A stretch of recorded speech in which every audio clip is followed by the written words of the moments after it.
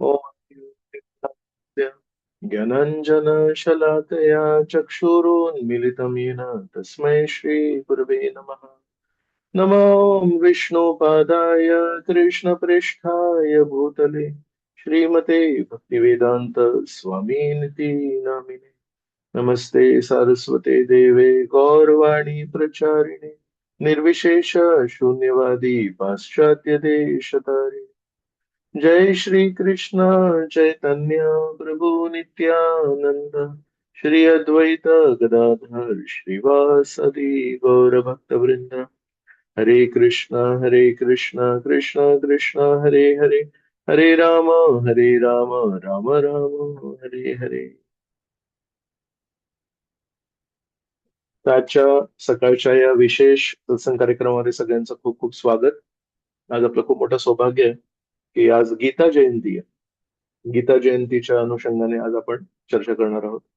आणि माझी पहिली अं, भेट भगवद्गीतेशी कधी झाली असेल, लहानपणी सिनेमामध्ये बघितलं होतं की कुठल्या गुन्हेगाराला जेव्हा विनंती करतात, तू खरं खरं सांग, तेव्हा त्याला म्हणतात की भगवद्गीतेवर हात ठेवून तो शपथ घे की तू खरं बोलशील म्हणून। ती माझी भगवद्गीतेशी पहिली गाठ। आणि त्यानंतर जेव्हा मी भगवद्गीता स्पर्श केली, जेव्हा वाचली आणि जेव्हा भगवद्गीतेने मला स्पर्श केला, जेव्हा खरोखर लक्षात आलं की यामध्ये काय ज्ञान आहे, तेव्हा मनात एक विचार आला, जर ही भगवद्गीता खरोखर आपण वाटप केली, खरोखर जर लोकांपर्यंत पोहोचली, तर कदाचित कोर्टामध्ये गुन्हेगारांना हात ठेवण्यासाठी गरज नाही पडणार, कारण गुन्हेगार राहणारच नाही। पण दुर्दैव आहे आपल्या समाज व्यवस्थेचं की आपण भगवद्गीता कोर्टामध्ये घेऊन जायला तयार आहोत, पण आपण आपल्या दैनंदिन जीवनामध्ये किंवा शाळेच्या पाठ्यक्रमामध्ये आपण त्याला इन्क्लूड नाही करत।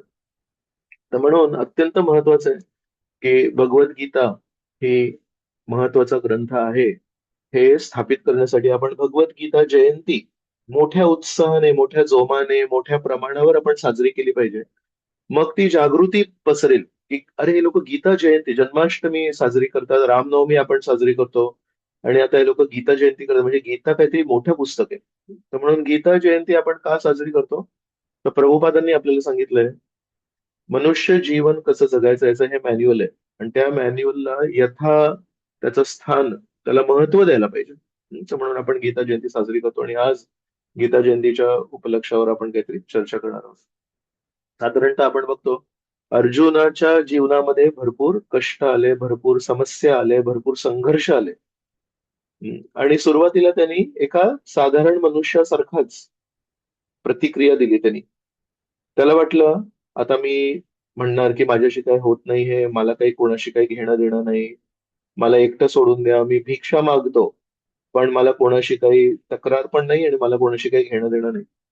आपल्या जीवनात जेव्हा संघर्ष येतात आणि जेव्हा ते आपल्या पलीकडचे संघर्ष असतात, काही संघर्ष असतात ते लहान असतात, आणि ते लहानसे संघर्ष आपल्याला माहिती असतं की माझा विजय होणार, मी मात करणार, तर त्या संघर्षांवर आपण हल्ला बोल करतो। का? माहितीये मी जिंकणार आहे, लहानसे संघर्ष आहेत, माझा अनुभव आहे, मला माहितीये काय करायचं। समस्या कधी आहे? जेव्हा लहान संघर्ष येतात तेव्हा नाहीये। समस्या आहे जेव्हा मोठे आव्हानं येतात आणि आपल्या पायाखालची जमीन निघून जाते, त्या संघर्षांना आपली काय प्रतिक्रिया असते। छोट्या संघर्षांना आपण म्हणतो अरे हे तर काय, मी बघ मी कसा लढा देतो, आणि जेव्हा मोठे संघर्ष येतात, मोठे आव्हानं येतात, तेव्हा आपण म्हणतो नाही नाही, मला कोणाशी काही घेणं देणं नाही। ऍक्च्युली हृदयातून आवाज येत असतो तू मरणार, हृदयातून आवाज येत असतो तू हरणार, पण ते आपण स्वीकार नाही करू शकत, म्हणून आपण म्हणतो नाही नाही, मला कोणाशी काही घेणं नाही, मला कोणाशी काही तक्रार नाही, मला एकटं सोडा, मला काही नाही वगैरे। Typical human behaviour. तसंच अर्जुन पण म्हणतो नाही नाही, मला कोणाशी काही तक्रार नाही, काही नाही वगैरे। पण श्रीकृष्ण म्हणतात, प्रश्न हा नाहीये की समस्यांना सामोरे जायचंय, प्रश्न हा नाहीये की समस्यांपासून पळून जायचंय, प्रश्न हा नाही की खोटारडेपणाकडून म्हणायचंय की मला कोणाशी तक्रार नाही, मला कोणाशी काही नेगेटिव्हिटी नाही। प्रश्न हा आहे की आपण प्रत्येक संधीला परमेश्वराचं परमेश्वराकडून मला सुधारण्यासाठी आलेली ही एक शिकवण आहे या दृष्टीने बघू शकतोय का। आपल्याला वाटतं मी परिस्थितीला बदलीन, पण ऍक्च्युली कधी कधी लक्षात येतं की प्रत्येक परिस्थिती आपल्या जीवनात येते आपल्याला बदलायला. आपल्यामध्ये काही उणीवा असतात, आपल्यामध्ये काही कमीपणा असतो. तो कसा बदलणार? तर शिक्षकांचं एक टूल आहे, एक साधन आहे. काय? परीक्षा देतात ते. आणि परीक्षा दिल्यावर जो मुलगा अभ्यास न करता मोठमोठे गप्पा आणि मोठमोठे गोष्टी करत असतो, त्याला त्याचा पेपरच आरसा होतो. आणि त्याला कळतं की मी नापास झालो. मग त्याला कळतं मी उगाच मोठ्या मोठ्या गोष्टी करत होतो. ऍक्च्युली तर मी नापास झालो. मग जर तो प्रामाणिक असेल तर तो अभ्यास करायला तयार होतो.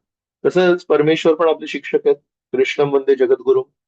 तर म्हणतात आता याला कसं शिकवू मी, हा मोठ्या मोठ्या गोष्टी करतोय. तर मग एक मोठी कठीण परीक्षा देतात. त्याच्यामध्ये आपण ऑलमोस्ट नापास होतो.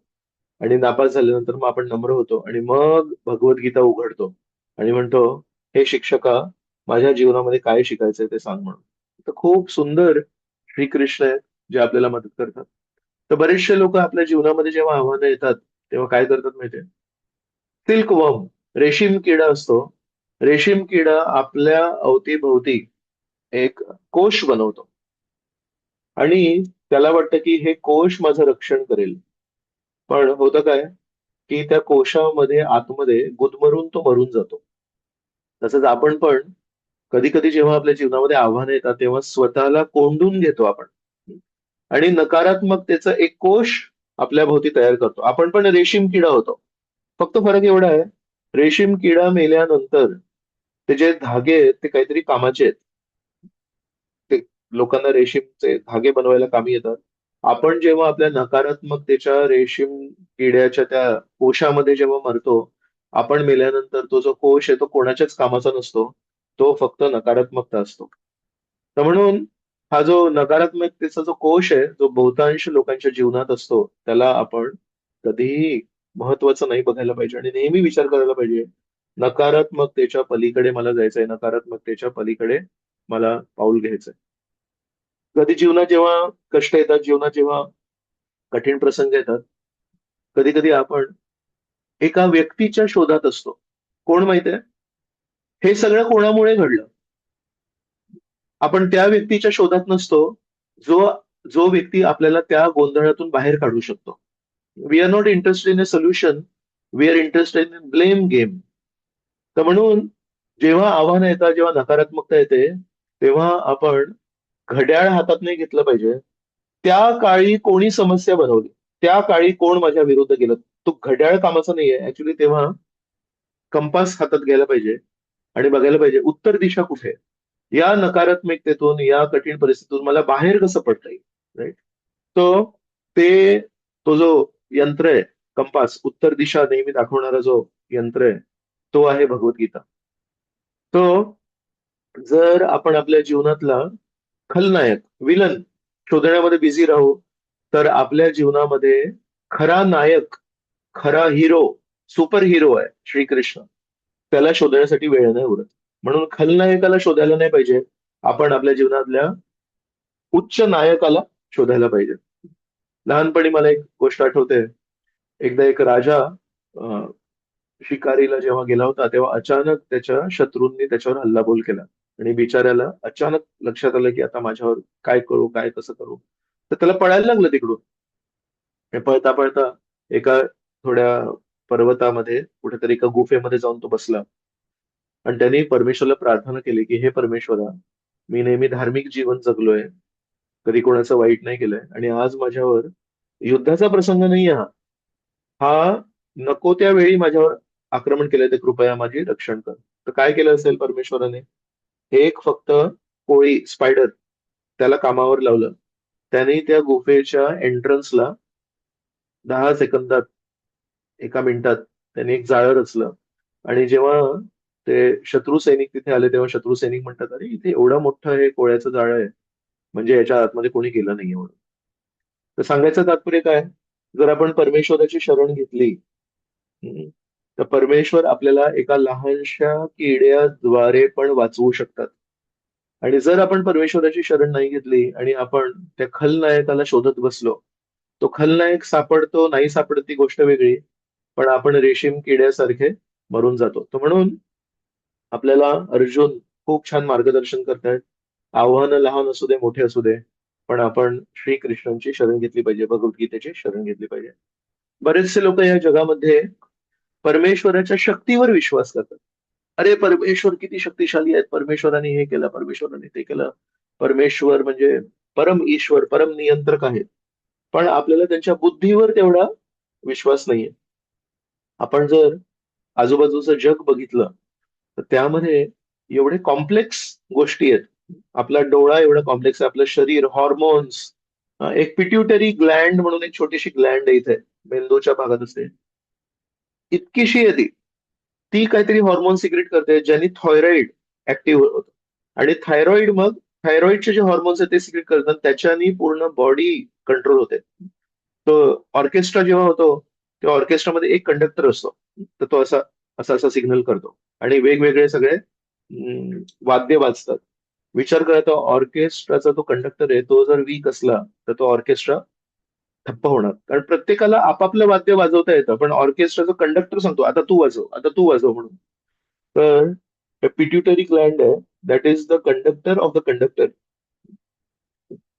थायरॉइड नीट चालायला पाहिजे तर पिट्युटरी चांगली पाहिजे. आणि थायरॉइड जर चांगली असेल तर पूर्ण शरीर चांगलं चालेल. त्या पिट्युटरी मध्ये असं काय परमेश्वराने डिझाईन केली आहे की it can actually control the whole body. तर म्हणून परमेश्वराची बुद्धी त्याच्या शक्तीपेक्षा श्रेष्ठ आहे. पण आपलं बुद्धीकडे लक्ष नाही देत, आपण नेहमी शक्तीकडे बघतो. असं म्हणतात, प्रत्येक व्यक्ती परमेश्वराची सेवा करतोय. बहुतांश लोक परमेश्वराची मार्गदर्शन करून सेवा करतात, परमेश्वराला समोर बसवतात आणि परमेश्वराला मार्गदर्शन करतात. आणि फार कमी लोक आहेत ज्यांना आपण वैष्णव म्हणतो. वैष्णव लोक परमेश्वराला मार्गदर्शन नाही करत, परमेश्वराकडून मार्गदर्शन घेतात. परमेश्वराला मार्गदर्शन करतात म्हणजे काय? परमेश्वराला समोर बसवतात, मंदिरामध्ये त्याला भेटायला जातात आणि म्हणतात, आज कुठला दिवस आहे? आज सोमवार आहे. एक काम कर, येत्या शनिवारपर्यंत माझं ते जे काम आहे ते होऊन जायला पाहिजे. आणि ते एक काम पण माझं अडकलंय. त्या व्यक्तीने माझ्याशी जरा गैरवर्तणूक केली आहे, तर त्याला पण बरोबर धडा तू शिकवायला पाहिजेस. सो माझी बुद्धी आणि परमेश्वराची शक्ती. आणि भगवद्गीतेमध्ये एक्झॅक्टली त्याच्या उलट आहे. परमेश्वराची बुद्धी आणि माझी शक्ती. Which combination is better? माझी बुद्धी आणि परमेश्वराची शक्ती, याच्यामध्ये परमेश्वराची अमाप शक्ती आहे, पण माझी अल्पशी बुद्धी आहे. So now we have to think, माझी अल्पशी बुद्धी आणि परमेश्वराची अमाप शक्ती, दिस इज वन कॉम्बिनेशन. आणि अनदर कॉम्बिनेशन इज माझी अल्पशी शक्ती पण परमेश्वराची अमाप बुद्धी. तो आपण ज्या चेतनेत आहोत त्यानुसार आपल्याला लक्षात येणार की what is the right solution. तो ऑल्दो आपल्या मनामध्ये प्रभूची शक्ती महत्वाची आहे ना. शक्तीने सर्व काही होतं. जो शक्तिशाली तो श्रेष्ठ. हिंदीमध्ये म्हणतात जिसकी लाठी उसकी भैंस. पण या कॉम्बिनेशन मध्ये मला तुम्ही सांगा, अर्जुनाची एका जीवात्म्याची अल्पशी शक्ती आणि श्रीकृष्णांची अमाप बुद्धी, जिंकलं कोण? कौरवांची अमाप शक्ती होती पण त्यांच्याकडे अल्पशी बुद्धी नव्हती श्रीकृष्णांची, जिंकलं कोण? म्हणून we have to change our consciousness. आपल्याला आपल्या चेतनेला वळण द्यायला लागेल, बदलायला लागेल. त्याच्यामध्ये 180 डिग्रीज चेंज करायला लागेल. आपल्याला लहानपणापासून सांगितलंय शक्ती शक्ती शक्ती शक्ती शक्ती. आणि श्रीकृष्ण आपल्याला सांगतायत बुद्धी बुद्धी बुद्धी बुद्धी बुद्धी. योग्य मार्गदर्शन, योग्य मार्गदर्शन, योग्य मार्गदर्शन ही यशस्वी जीवनाची गुरुकिल्ली आहे. भागवतामध्ये एक श्लोक आहे, त्याच्यामध्ये म्हणतात, विदुर मैत्रेयाला म्हणतात की या जगामध्ये बऱ्याचशा गोष्टींना श्रेष्ठ मानलं जातं. वेद अध्ययन, तपस्या, दान इत्यादी. पण म्हणतात न कुर्वीरन कलाम अपि, म्हणतात जीव अभय प्रदानस्य. विदुर मैत्रेयाला म्हणतात, मला ना ते सगळं नकोय, पण त्याग कसा करायचा, दान कसं करायचं ते नाही. म्हणतात जीव अभय प्रदानस्य, तुम्ही मला आध्यात्मिक ज्ञान द्या आणि त्या आध्यात्मिक ज्ञानाने मला अभय प्रदान करा. आणि म्हणतात न कुर्वीरान कलाम अपि, कला म्हणजे एक अंश, चंद्रकला म्हणतो ना, तर चंद्राचा एक अंश. तर म्हणतात आध्यात्मिक ज्ञानाने जे अभय मिळतं, आध्यात्मिक ज्ञानाने, आध्यात्मिक मार्गदर्शनाने जीवन जगण्याची जी एक जीवना एक वेगळा उत्साह जो निर्माण होतो, कोणाची भीती नाही वाटत, कुठल्या परिस्थितीची भीती नाही वाटत, असं वाटतं परमेश्वर माझ्यासोबत आहे तर कोणाला भ्यायचं गरज आहे. तर म्हणतात हे सगळे जे मार्ग आहेत वेदांमध्ये दिलेले ते एकीकडे, आणि एक आहे आध्यात्मिक मार्गदर्शन, आणि म्हणतात हे सगळे मोठमोठ्या गोष्टी अभय प्रदान करणाऱ्या आध्यात्मिक मार्गदर्शनाचे एक कला पण नाहीयेत, एक अंश पण नाहीयेत. म्हणून सगळ्यात मोठं चॅरिटी, सगळ्यात मोठं जे दान आहे ते आहे आध्यात्मिक मार्गदर्शनाचं. आणि आपलं खूप मोठं सौभाग्य आहे, सगळ्यात श्रेष्ठ असं आध्यात्मिक ग्रंथ श्रीकृष्णांनी आपल्याला दिलंय. श्रीकृष्णांनी आपल्याला वाटतं अर्जुनाला दिलंय, पण ऍक्च्युली श्रीकृष्णांनी तुम्हा आम्हाला नेमून अर्जुनाच्या माध्यमाने आपल्याला गीता दिली आहे. आपलं काय मोठं सौभाग्य आहे. आपण काय केलंय असं? काहीच नाही केलं. पण श्रीकृष्ण म्हणतात, कोणी लोक दुसऱ्या व्यक्तीला दानशूर म्हणतात. भारतामध्ये एका व्यक्तीला म्हणतात, अरे काय दानशूर व्यक्ती आहे. ऍक्च्युली खरा दानशूर व्यक्ती तर कृष्ण आहे. श्रीकृष्णांनी सोनं नाही वाटप केलं. श्रीकृष्णांनी पैसे नाही वाटप केले. श्रीकृष्णांनी आध्यात्मिक मार्गदर्शनाचा मोफत वाटप केला आणि म्हणाले, घ्या, ही गीता घ्या, हे मार्गदर्शन घ्या. मी कोण आहे, जग काय आहे, माझं परमेश्वराशी नातं काय ते जाणा आणि अभय अनुभव करा. तर खूप महत्वाची गोष्ट आहे ही. जेव्हा आपण परमेश्वराच्या बुद्धीवर आश्रित होतो, परमेश्वराच्या शक्तीवर आश्रित नाही होत, जेव्हा परमेश्वराच्या बुद्धीवर आश्रित होतो, परमेश्वराच्या त्या सौहार्द, त्यांच्या त्या चांगल्या भावनाप्रती जेव्हा आश्रित होतो, तेव्हा आपल्या जीवनातल्या समस्या येऊ दे, न येऊ दे, लहान येऊ दे, मोठे येऊ दे, भ्यायचं नाही, भिणार नाही. श्री चैतन्य महाप्रभू श्रीरंगम मध्ये एका मंदिरात, विष्णू मंदिरात श्रीरंगमच्या गेले आणि तिथे बघितलं की एका ब्राह्मणावर बाकीचे काही ब्राह्मण होते ते हसत होते. हे सगळे जण वैष्णव होते. एक ब्राह्मण होते, ते भगवद्गीता वाचत होते आणि त्यांच्यावर हे 3-4 ब्राह्मण हसत होते. तर श्री चैतन्य महाप्रभू म्हणतात, विष्णू मंदिरामध्ये गीता वाचताना याच्यावर का हसतायत? तर श्री चैतन्य महाप्रभूने त्याला विचारलं, म्हणाले, काय हे लोक हसतायत तुझ्यावर? तर म्हणतात, ऍक्च्युली मी अडाणी आहे, आणि मी अडाणी असल्या कारणाने मला कळत नाही की गीता कशी धरायची. पण मला गुरु महाराजांनी सांगितलंय की रोज गीता वाचायची, तर त्यांचं आज्ञापालन करून मी रोज गीता वाचायचा प्रयत्न करतो, आणि यांना माहिती आहे मी अडाणी आहे, मी निरक्षर आहे, तर म्हणून हे लोक हसतात. पण हे जेव्हा संभाषण चालू होतं तेव्हा श्री चैतन्य महाप्रभूंनी त्याच्या डोळ्यामध्ये अश्रू बघितले, ओलावा बघितला. मग श्री चैतन्य महाप्रभू म्हणतात, पण तुझ्या डोळ्यामध्ये हे अश्रू कुठून आहेत? तर म्हणाले, नाही, जेव्हा पण मी भगवद्गीता हातात घेतो तेव्हा माझ्या डोळ्यासमोर एक चित्र उभं राहतं.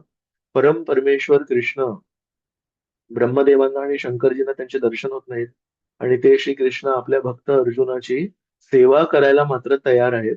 हे दृश्य जेव्हा माझ्या डोळ्यासमोर उभं राहतं तेव्हा माझ्या डोळ्यात अश्रू येतं. तेव्हा श्री चैतन्य महाप्रभू काय म्हणतात, प्रभू कहे गीता पाठे तो मारई अधिकार, तुम्ही सेचा नह येई गीतार अर्थसार.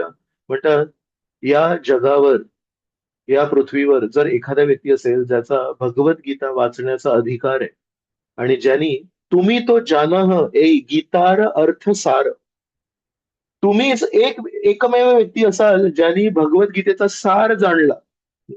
तर भगवद्गीतेचा सार त्याग नाहीये, भगवद्गीतेचा सार स्वार्थ नाहीये.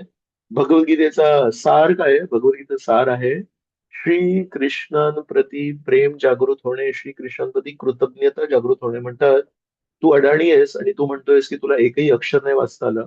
मी नाही मान्य करत. तूच एकटा व्यक्ती आहेस ज्याला हे कळतं. म्हणून शास्त्रांमध्ये सांगितलंय, गीता अधीता च येनापि भक्तिभावेन चेतसा. गीता अधीता, जर भगवद्गीतेचं कोणी अध्ययन केलं, पण कसं? ज्ञानी म्हणून नाही, योग मार्गावर नाही, भक्तिभावेन चेतसा. श्रीकृष्ण काय प्रेमळ व्यक्ती आहेत. म्हणतात, वेदशास्त्र पुराणानी तेन अधीतानी सर्वशः. त्या व्यक्तीने वेद शास्त्र पुराणानी सगळं अध्ययन केले का? वेदशास्त्रांमध्ये डिटेल्स दिलेत, पण त्या डिटेल्सचा सारांश काय आहे? श्रीकृष्णांप्रती प्रेम. आज आपण अशा एका व्यक्तीवर श्रीकृष्णांचं प्रेम आहे आणि त्या व्यक्तीचं पण श्रीकृष्णांवर प्रेम आहे, अशा एका व्यक्तीबद्दल आज चर्चा करणार आहोत. तर आज मी 10 प्रसंग सांगणार आहे. श्रीकृष्णांचं अर्जुनाप्रती जे विशेष स्नेह आहे आणि त्याच्यातून आपण काय शिकू शकतो याच्यावर आज आपण चर्चा करणार आहोत. पहिलं प्रसंग, की आपल्या सर्वांना माहिती आहे श्रीकृष्णांकडून ज्ञान प्राप्तीचे 4 प्रमुख संप्रदाय आहेत. एक आहे ब्रह्म संप्रदाय, एक आहे रुद्र संप्रदाय, एक आहे श्री संप्रदाय आणि एक आहे कुमार संप्रदाय. कोणालाही अधिकृत आध्यात्मिक ज्ञान जर पाहिजे असेल तर त्यांनी 4 या संप्रदायांमध्ये दीक्षा घ्यायची असते. मग जसं आहे तसं त्याला ते ज्ञान मिळणार. बाकी सगळीकडे भेसळ आहे. पण हा नियम आपल्या सर्वांना लागू होतो, हा नियम अर्जुनाला लागू नाही होत. जेव्हा अर्जुनाला मार्गदर्शन पाहिजे होतं तेव्हा श्रीकृष्णांनी हे नाही सांगितलं, आता तू एखादे गुरु शोध. श्रीकृष्ण म्हणतात, अरे मी आहे ना, मी ब्रह्मदेवांना ज्ञान दिलंय, मी शंकराला दिलंय, मी लक्ष्मी देवीला दिलंय, मी चतुष्कुमाराला दिलंय.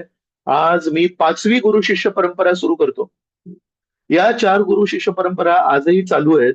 अर्जुनाची गुरु शिष्य परंपरा नष्ट झाली.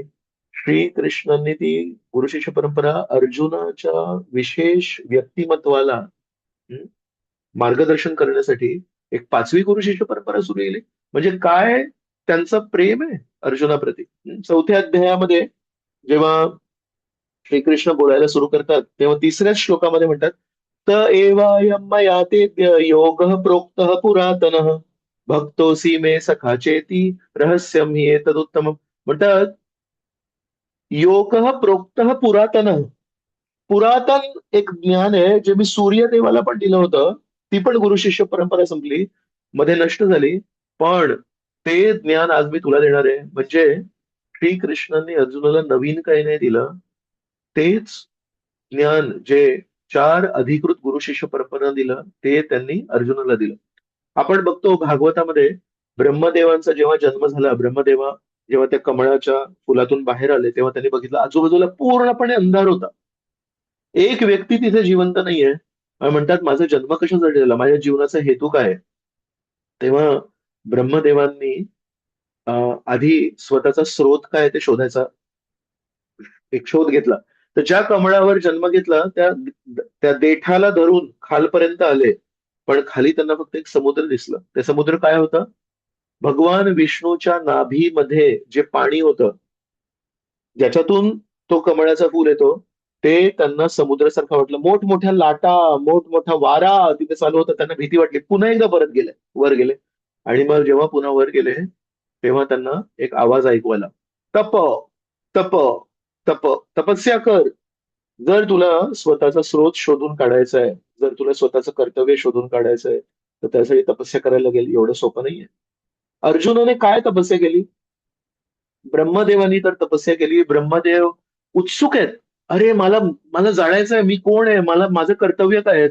एवढे सगळे उत्सुकता असून त्यांच्यातून ते ते प्रश्न त्यांच्या हृदयातून निर्माण झाले, तरी पण श्रीकृष्णांनी त्यांना उत्तरं नाही दिले. म्हणाले आधी तपस्या कर, माझ्याकडून जर ज्ञान पाहिजे असेल तर तपस्या कर. आणि अर्जुनाने काय तपस्या केली? अर्जुनाने काय तपस्या केली? अर्जुनाच्या मनामध्ये काय अशी एकदम हुरहुर लागली होती, मी कोण आहे वगैरे. पण श्रीकृष्णाचं प्रेम, अर्जुनाप्रती त्यांचं जे विशेष स्नेह आहे, ब्रह्मदेवांना हजारो वर्ष तपस्या करायला लागली, त्याच्यानंतर ज्ञान मिळालं, सृष्टी कशी करायची. पण अर्जुनाला जरी तेवढी तपस्या नाही करायला लागली, अर्जुनाची तपस्या होती, एक यशस्वी व्यक्ती पूर्णपणे हतबल झाला. ऍक्च्युली यशस्वी व्यक्ती आजपर्यंत त्यांनी कधी पराजय बघितला नाहीये. तो जेव्हा हतबल होतो ना, त्याची पूर्ण प्युरिफिकेशन होतं. तो अर्जुनाचा त्यावेळेस आयुष्यामध्ये प्रत्येक क्षेत्रामध्ये जिंकलेला व्यक्ती आज घोडग्यांवर आलाय. तर ती तपस्या अर्जुनाची झाली. अर्जुनासारखा यशस्वी व्यक्ती त्या दिवशी हतबल झाला, गुडघ्यांवर आला. पण गुडघ्यांवर येऊन त्यांनी हात जोडले आणि परमेश्वराला सांगितलं, शिष्यस्तेहम शादी माम त्वाम प्रपन्नम. नकारात्मकतेला त्यांनी एक सकारात्मक वळण दिलं. ते आपल्याला आपल्या जीवनामध्ये शिकायचंय. आपण गुडघ्यांवर येण्याला काही समस्या नाहीये, पण गुडघ्यांवर येऊन आपण हात जोडायला पाहिजेत आणि डोकं वर करायला पाहिजे आणि आपण परमेश्वराला बघून प्रार्थना अर्पण करायला पाहिजे. तर विचार करा, जे ब्रह्मदेवांना तपस्या करायला लागली ते मात्र श्रीकृष्णांनी अर्जुनाला पटकन दिलं. कोणी डॉक्टर असतील तर डॉक्टरांनी विचार करा, समजा तुम्हाला अनेस्थेशिया द्यायचा आहे, तुम्हाला काही इंजेक्शन द्यायचं आहे, तर ते देण्यासाठी तुमच्याकडे एक सिरिंज असते आणि त्याला एक सुई असते, निडल असते. जर ती निडल तुम्ही लावली आणि ती निडल म्हणते की आय एम नॉट रेडी, बोथट झाली आहे ती, वाकली आहे ती, तर आपण किती very how many doctors will work on the needle? किती डॉक्टर्स आहेत ते म्हणतील अरे ही सुई वाकली आहे का, याला आधी सरळ करतो. First thing doctors do is ती सुई काढणार, फेकून देणार, दुसरी सुई घेणार. श्रीकृष्णांना या जगाच्या शरीरामध्ये सर्जरी करायची होती आणि त्यांना योग्य औषध द्यायचं होतं, ज्ञानाचं औषध द्यायचं होतं, गीतामृत द्यायचं होतं. त्यासाठी सुई पाहिजे त्यांना. तर ती सुई होती अर्जुन. पण हा अर्जुन सुरुवातीला काय म्हणाला, नाही हो, मला नाही वाटत युद्ध करावं असं. दुसरे कोणी डॉक्टर असते, साधारण कोणी डॉक्टर असते तर त्यांनी सुई बदलली असती. श्रीकृष्ण पण साधारण व्यक्ती नाही, श्रीकृष्णांचा या सुईप्रती प्रेम आहे. डॉक्टरांना सुईप्रती प्रेम नसतं, पण श्रीकृष्ण त्या सुईला म्हणतात नाही रे, असं नको करू, तू पळून नको जाऊ, तूच साधन आहेस, तू निमित्त मात्र भव सव्यसाची. तर म्हणून खूप महत्वाची गोष्ट आहे की श्रीकृष्णांनी अर्जुनाला बदललं नाही. डॉक्टर कुठल्याही सुईचा वापर करून औषध देऊ शकतात. श्रीकृष्ण कोणाच्याही द्वारे आपल्याला मार्गदर्शन करू शकले असते, पण नाही. अर्जुनाच्या द्वारे त्यांना मार्गदर्शन करायचं होतं. अर्जुनाप्रती विशेष स्नेह होता. दुसरा प्रसंग, श्रीकृष्ण म्हणतात, बहूनी मे व्यतीतानी जन्मानी तव च अर्जुन, तान्यहम वेत्त सर्वाणी न त्वं वेत्थ परंतप. श्रीकृष्ण म्हणतात, बहूनी मे व्यतीतानी, आपण दोघांनी भरपूर जन्म एकत्र घेतलेत, पण तू त्याला आठवू शकत नाहीये. तर त्या तात्पर्यामध्ये प्रभुपाद लिहितात, जेव्हा जेव्हा श्रीकृष्ण या भौतिक जगात येतात तेव्हा अर्जुनाला सोबत घेऊन येतात. काय यांची मैत्री आहे. तर नर नारायण ऋषीच्या रूपामध्ये पण श्रीकृष्ण आणि अर्जुन हे सोबत आहेत. आणि ऍक्च्युली श्रीकृष्णांबद्दल शास्त्रामध्ये म्हटलंय, ओम पूर्णमद पूर्णमिदम. श्रीकृष्ण स्वतः संपूर्ण आहेत आणि या संपूर्ण श्रीकृष्णातून जे काही निर्माण होतं ते पण संपूर्ण आहे. तर विचार करा, श्रीकृष्ण ऑलरेडी संपूर्ण आहेत, पण हे श्रीकृष्ण जेव्हा या जगात येतात तेव्हा स्वतः सोबत काही नित्य सिद्ध भक्तांना घेऊन येतात. हे जे जीवात्मे आहेत ते या जगातले नाहीयेत. जसं द्वाव इमाव पुरुषौ लोके क्षर अक्षर एवच. श्रीकृष्ण म्हणतात काही जे जीवात्मे आहेत ते क्षर आहेत, काही जीवात्मे ते अक्षर आहेत. तर हे जे जीवात्मे आहेत अर्जुन, हे काही या जगातले क्षर जीवात्मे नाहीयेत. हे परमेश्वराच्या लीलांना, परमेश्वराला साथ देण्यासाठी, परमेश्वराची मदत करण्यासाठी त्यांच्या सोबत, त्यांच्या इच्छेने त्यांचे पार्षद येते. तर म्हणून श्रीकृष्ण जर ओम पूर्णमध्ये आहेत, पूर्ण आहेत, पण या श्रीकृष्णांना पण स्वतःमध्ये संपूर्ण अनुभव करण्यासाठी काही विशिष्ट भक्तांची गरज लागते. नंद महाराजांना नेहमी घेऊन येतात, यशोदा माईला नेहमी घेऊन येतात, श्रीमती राधाराणींना नेहमी घेऊन येतात, अनेक गोपिकांना त्यांच्यासोबत घेऊन येतात. तसं श्रीकृष्ण गीतेमध्ये म्हणतात, हे अर्जुना, मी तुला पण घेऊन येतो. तर श्रीकृष्ण अर्जुना विना अपूर्ण आहेत. किती मोठी गोष्ट आहे ही, श्रीकृष्णाचं अर्जुनाप्रती विशेष नाही. तिसरा प्रसंग, द्रौपदी स्वयंवर आहे. द्रौपदी स्वयंवराच्या वेळेस द्रौपदी कारण एक दिव्य यज्ञातून जन्मली होती. तिचं एक नाव आहे याज्ञसेनी. द्रौपदीचा जन्म हा आईकडून नाही झालाय. तर म्हणून अतिशय सुंदर, अतिशय गुणवान, अतिशय चारित्र्यवान, शील संपन्न द्रौपदी. तर या द्रौपदीच्या स्वयंवराला सगळे जण आले होते आणि यदुवंशी पण आले होते. आतापर्यंत महाभारतामध्ये आता जी लीला झाली त्या लीलेमध्ये कृष्ण आणि अर्जुनाचा अजून संबंध नाही घडलाय, अजून भेट नाही झाली आहे. तर कृष्ण द्रौपदी स्वयंवरामध्ये आलेत आणि यादवांना म्हणतात, ही जी द्रौपदी आहे ना, ही अर्जुनासाठी आहे, तर तुम्ही कोणी या स्वयंवरामध्ये भाग नाही घ्यायचा. तर किती आश्चर्याची गोष्ट आहे, कृष्ण आणि अर्जुन यांची भेट नाही झाली अजून. हम्म? पण श्रीकृष्णांची काळजी अर्जुनाप्रती आधीच सुरू झाली आहे. ऍक्च्युली द्रुपद महाराजांना अर्जुन हाच जावई पाहिजे होता आणि अर्जुन हाच जावई पाहिजे होता म्हणून त्यांनी तशा प्रकारे ती स्पर्धा रचली होती. मासा वर आणि खाली बघून वर बाण मारायचं वगैरे, अजून कोणी करू नाही शकत. तर श्रीकृष्णाने यादवांना सांगितलं, तुम्ही कोणी भाग नाही घ्यायचा. काय हे श्रीकृष्ण आहेत की अर्जुनावर किती स्नेह आहे. भेटण्यापूर्वी त्याच्यासाठी सगळी अरेंजमेंट करतायत, त्याला द्रौपदी सारखी एक खूप छान गुणवान महिला पत्नी म्हणून मिळावी म्हणून. गीतेमध्ये श्रीकृष्ण म्हणतात ममैवांशो जीवलोके, की हे सगळे जे जीवात्मा आहेत ना, हे माझे अंश आहेत.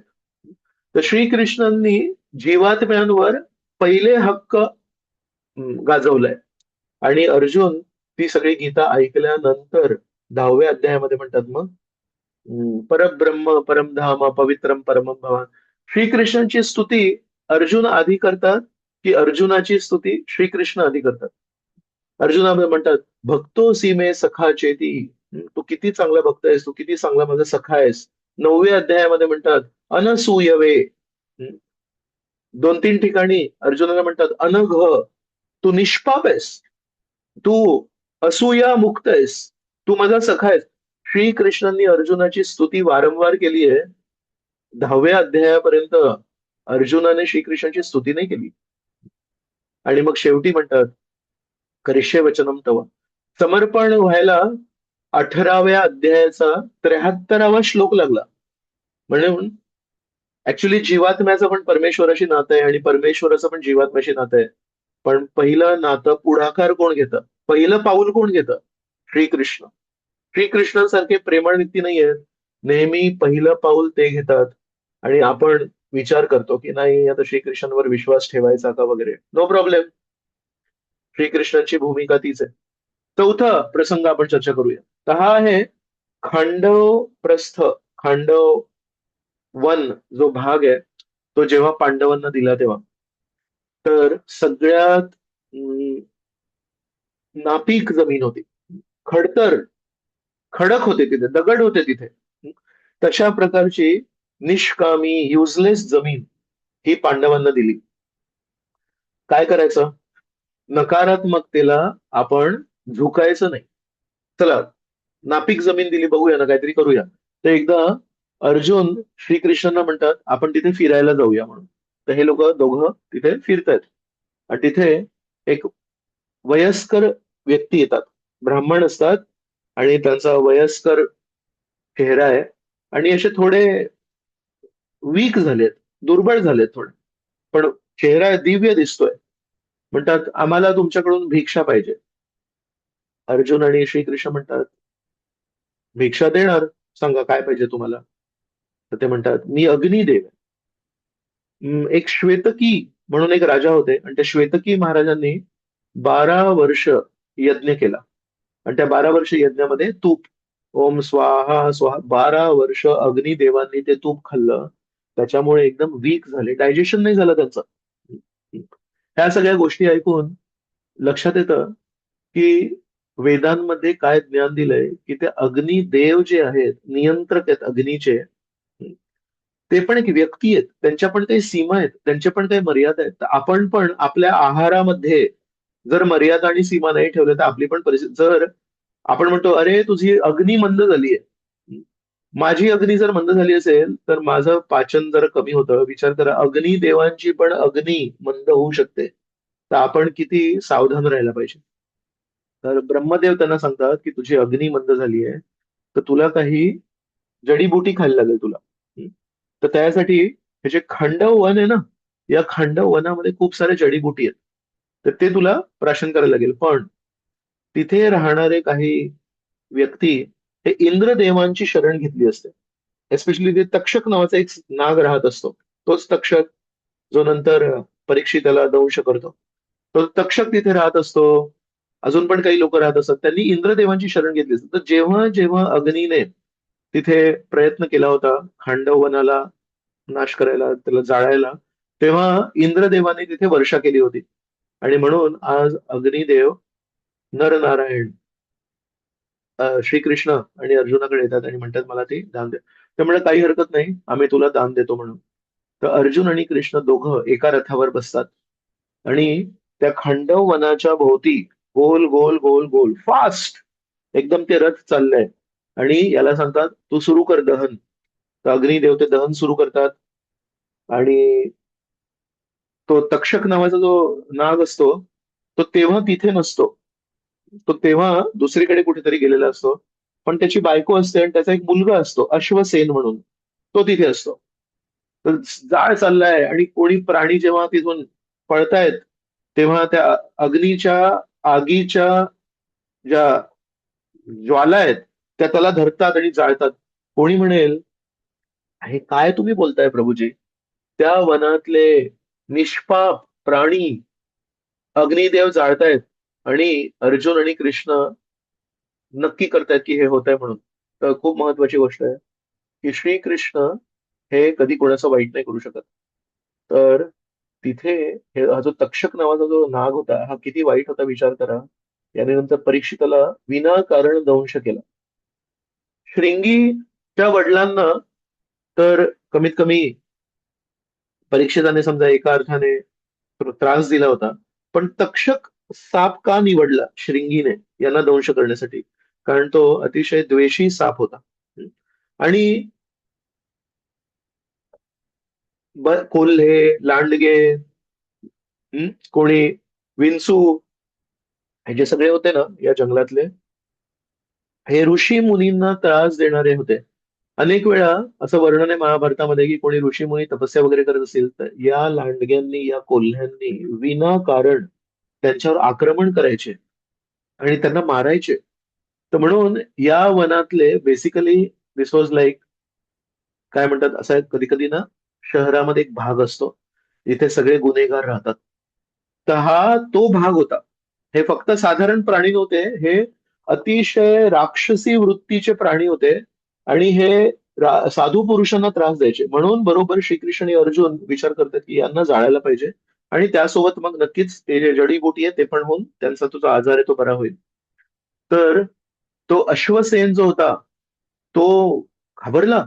तर त्याच्या आईने काय केलं, त्याच्या आईने आपल्याच मुलाला गिळलं. साप गिळतात असे, तर त्याने गिळलं, त्याची आई दहन झाली.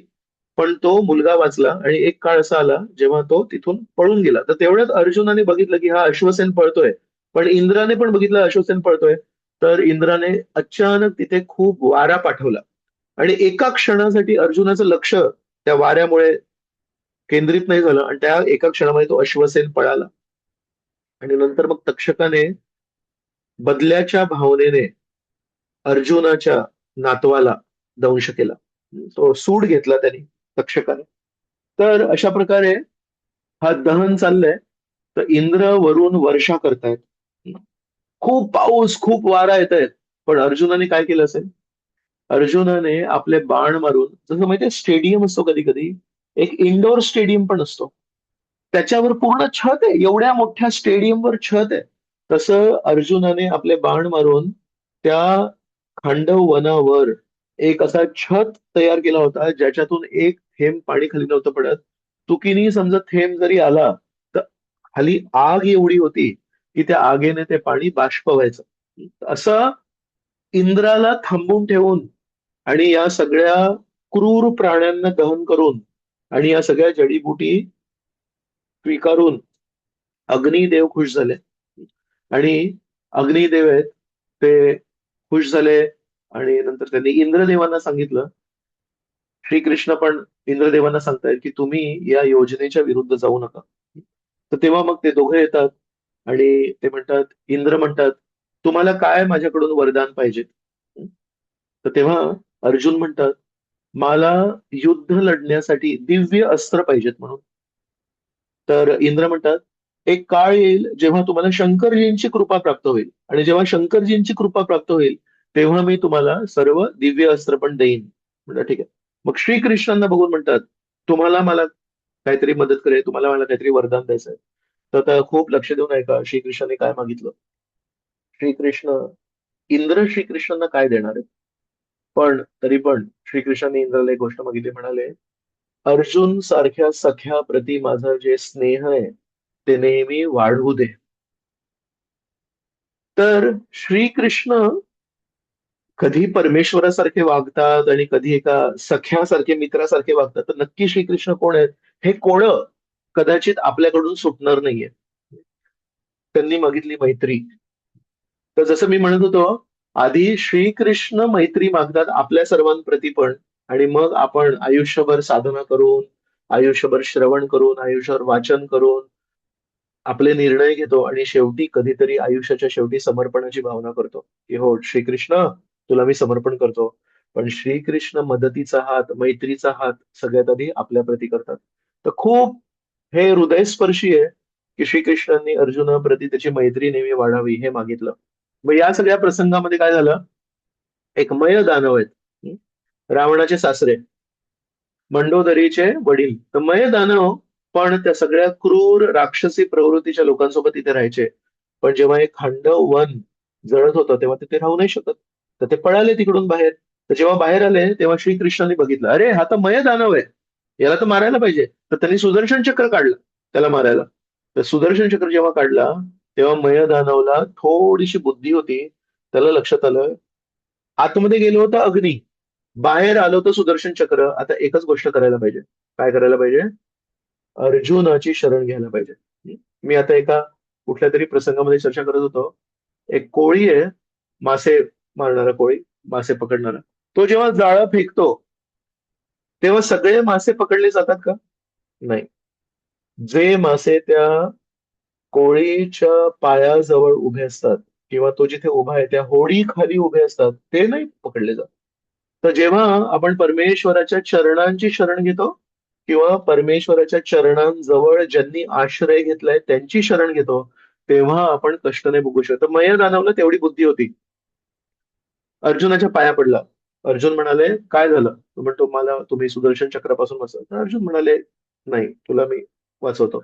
जसं त्यांनी अर्जुनाची शरण घेतली, श्रीकृष्णांचं सुदर्शन चक्र त्यांनी आवरलं. श्रीकृष्ण म्हणतात, माझ्या भक्ताची जर शरण घेतली तर त्याला मी अजिबात काही त्रास नाही देणार, त्याला मी अभयदान देतोय. तर मग आता तो अर्जुनाच्या पाया पडला आणि बघितलं की सुदर्शन चक्र आवरला. तर म्हणतात, हे अर्जुना, मी तुला काय, काहीतरी मला सेवा करायची तुझी. अर्जुन म्हणतात, मला काहीही सेवा नकोय तुझी. तू आलास, तुला शरण दिली, बाकी मला तुझ्याकडून काही स्वार्थ नाहीये. तू श्रीकृष्णांची शरण घे. तो म्हणतो, ठीक आहे. तर ज्या व्यक्तीने आता त्याला मारायसाठी सुदर्शन चक्र घेतला होता त्या व्यक्तीच्या पायांना स्पर्श करण्याची हिंमत होईल का मयदानावची? पण अर्जुन आहे तिथे. अर्जुनाप्रती श्रीकृष्णांचं प्रेम आहे म्हणून श्रीकृष्णांच्या पाया पडला. तर श्रीकृष्ण म्हणतात, एक काम कर, तू या पांडवांसाठी इथे एक खूप, आता हे जळालं सगळं वन, एक खूप छान महाल बांध आता तो. आणि मग त्याला खूप छान नाव मिळालं इंद्रप्रस्थ. आणि एवढं छान, एवढं आकर्षक होतं ते की दुर्योधन पण एकेकाळी मग तिथे फसला. तर मय दानव आहे, याने मृत्यूपासून अभय प्राप्त करण्यासाठी अर्जुनाची शरण घेतली. अर्जुनाने त्याला श्रीकृष्णांची शरण घ्यायला सांगितली आणि श्रीकृष्ण त्याला म्हणतात, तू भक्तांची सेवा कर म्हणून. तर प्रभुपाद या प्रसंगाला जेव्हा वर्णन करतात तेव्हा इंग्लिशमध्ये एका तात्पर्यामध्ये पहिला स्कंद आणि अध्याय क्रमांक 15 याच्यामध्ये एका श्लोकाच्या तात्पर्यामध्ये प्रभुपाद लिहितात, by the grace of the devotee mercy of the Lord is obtained. एका भक्ताच्या कृपेमुळे परमेश्वराची कृपा प्राप्त होते. And by the mercy of the Lord a chance to serve the Lord's devotee is obtained. आणि परमेश्वराच्या कृपेने भक्ताची सेवा करण्याचा चान्स, एक संधी एका व्यक्तीला मिळते. तर काय आपलं सौभाग्य आहे की आपण या जगामध्ये वावरत होतो.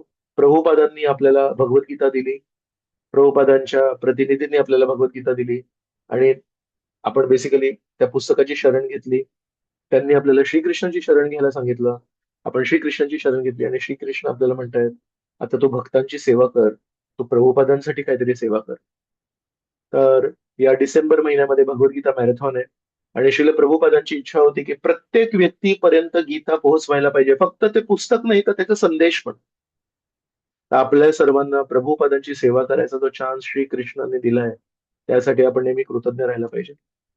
तर किती हे विशेष आहे की श्रीकृष्ण ज्यांच्याकडे सर्व काही आहे ते म्हणतात, मला अर्जुनाची मैत्री वृद्धिंगत व्हावी हा आशीर्वाद द्या. संस्कृत भाषेमध्ये प्रत्येक शब्दाचा एक धातू असतो मूळ. तर अर्जुन हा जो शब्द आहे त्याचा एक धातू आहे रिजू. आणि रिजू म्हणजे स्वच्छ. तर रिजू धातू स्वच्छ आहे, त्याच्यातून अर्जुन हा शब्द आला. म्हणजे श्रीकृष्ण म्हणतायत अर्जुन हा व्यक्ती खूप स्वच्छ आहे. जसं मी म्हणाला, अनघ आहे, अनसूयवे आहे. ईशोपनिषदामध्ये म्हटलंय, परमेश्वर हे अपाप विद्धम आहेत. अपाप विद्ध म्हणजे त्यांना पाप कधी स्पर्श नाही करू शकत. श्रीकृष्ण हे परम स्वच्छ आहेत, परम पवित्र आहेत. पण हे परम पवित्र कृष्ण अर्जुनाला म्हणतात, तू इतका परम पवित्र आहेस की मला तुझ्या प्रती आकर्षण आहे. तर काय हे अर्जुन असतील, किती स्वच्छ मनाचे असतील. 18व्या अध्यायामध्ये श्लोक क्रमांक 65 आणि श्लोक क्रमांक 66 काय आहेत? शेवटची शिकवण श्रीकृष्णांची शेवटच्या अध्यायामध्ये मन मना भाव मत बघतो 65, सर्व धर्मान परित्यज्य 66. एक श्लोक आधी 18व्या अध्यायामध्ये श्लोक क्रमांक 64 श्रीकृष्ण काय म्हणतात? सर्व गुह्यतमं भूय शृणु मे परमं वचः इष्टोसी मे दृढम इति ततो वक्ष्यामि ते हितम. म्हणतात सर्व गुह्यतमं, सगळ्यात गुह्य गोष्ट आता अर्जुना मी तुला सांगणार आहे. भूय भूय म्हणजे पुन्हा एकदा सांगणार आहे. शृणु मे परमं वचः, आता मी ना सर्वोच्च ज्ञान तुला सांगणार आहे. का सांगणार आहे तुला मी ते ज्ञान? इष्टोसी मे दृढम, इष्ट म्हणजे तू मला खूप प्रिय आहेस. आणि किती प्रिय आहेस? दृढम. दृढम म्हणजे असं नाही की आज प्रिय सुद्धा नाही आहेस, मी तुला वर्षानुवर्ष ओळखतो, तू नेहमी पवित्र असतोस, तू कधी कोणाचा द्वेष नाही करत, कारण तू द्वेषमुक्त आहेस. तर इष्टोसी मे दृढम इति तथो प्रवक्ष्यामि ते हितम, तुझ्या हितासाठी मी आता काहीतरी सांगेन. तर अर्जुनाला का निवडलं? एका ऋषीमुनीला का नाही निवडलं? कारण अर्जुन हे द्वेषमुक्त आहे. तर त्याच्यामध्ये तो जो शब्द आहे इष्टोसी मे, तू खूप प्रिय आहेस मला. विचार करा, दुर्योधनाकडे जेव्हा शांतीदूत बनवून श्रीकृष्ण गेले तेव्हा दुर्योधनाने विचार केला आता मी यांना बांधतो म्हणून. पण बांधू नाही शकले, त्यांना माहितीच नाही, त्यांना कोणी ती स्टोरी नाही सांगितली.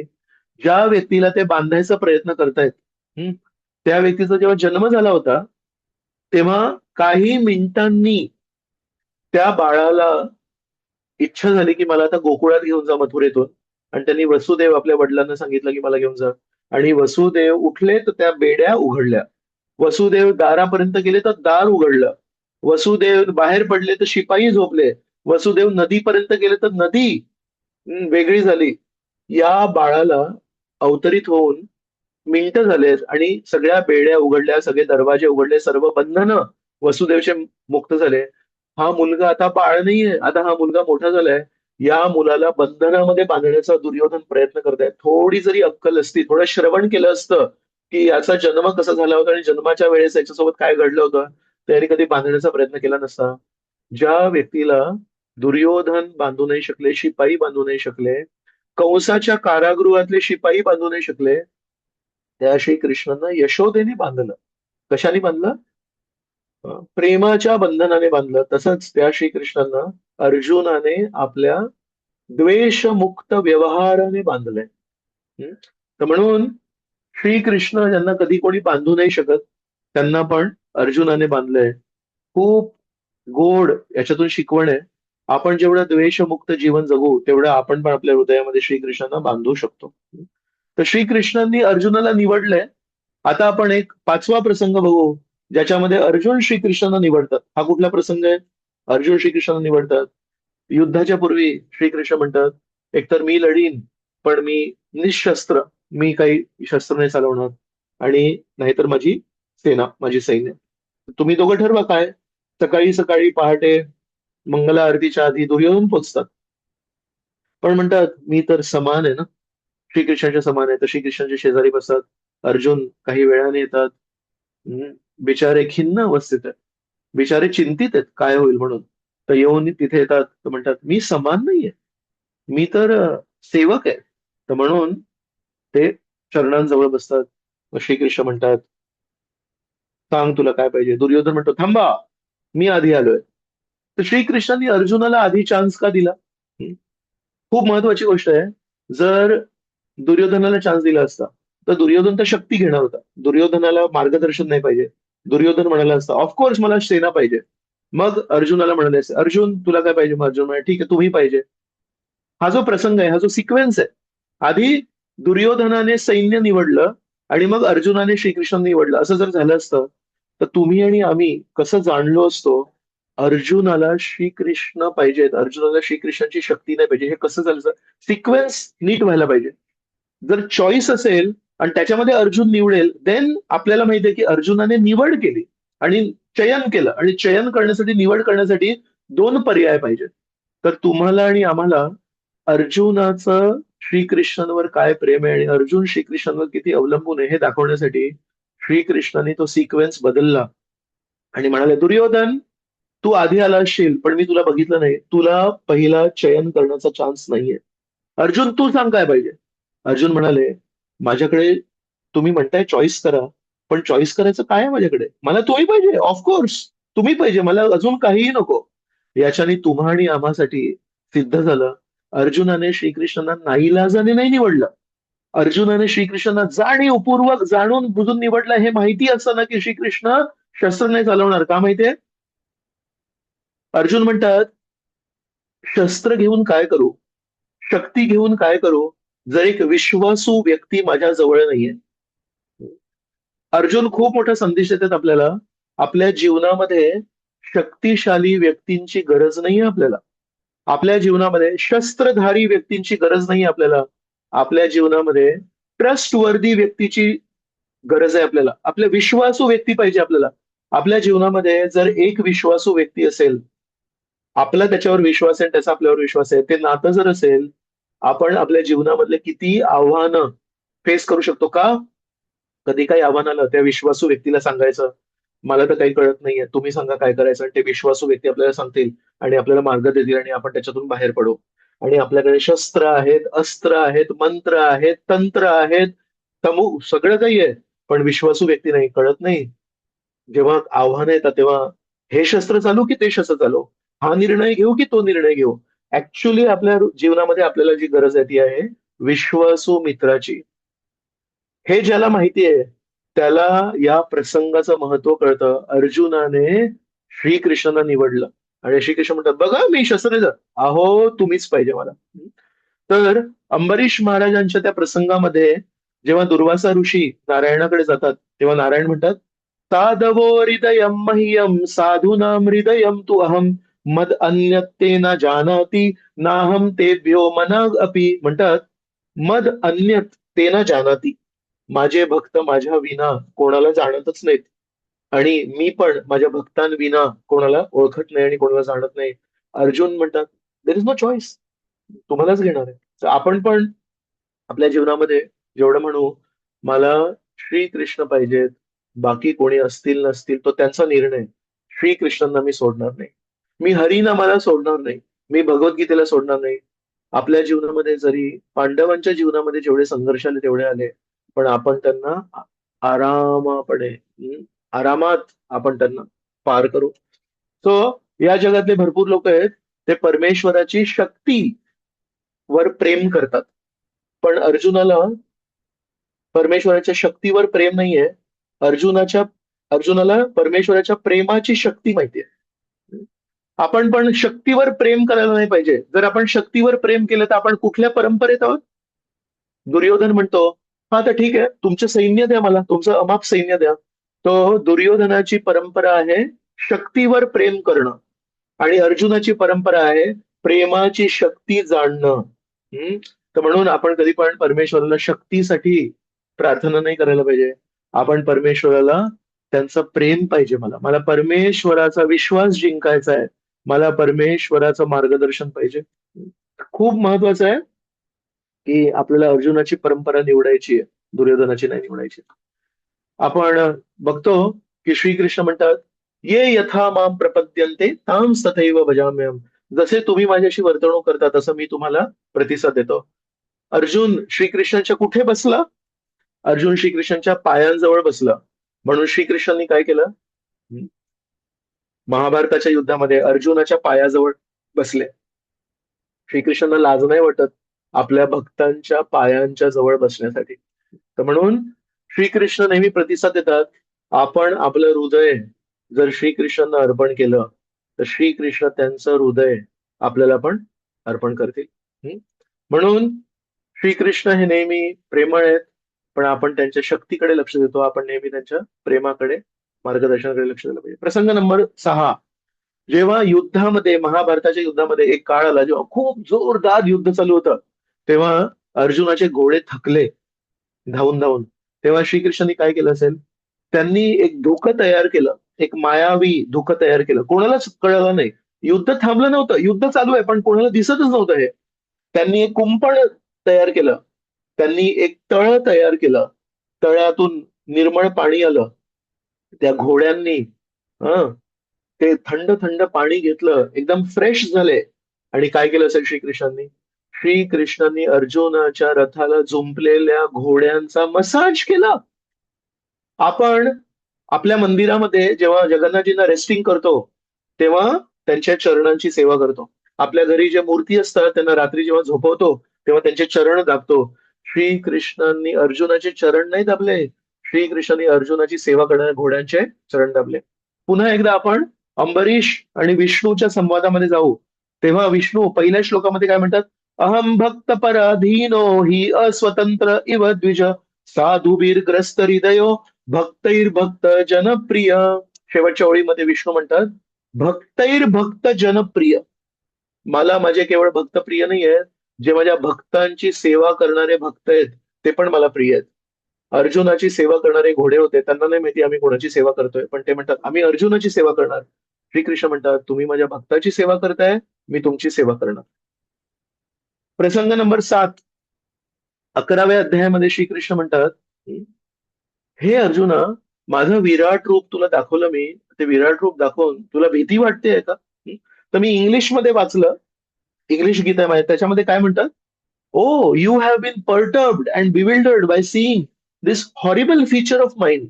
मराठीमध्ये काय भाषा तर माहित नाही, पण मी एक इमॅजिन करू शकतो तिथे लिहिलं असेल, हे Arjuna, horrible feature of mind.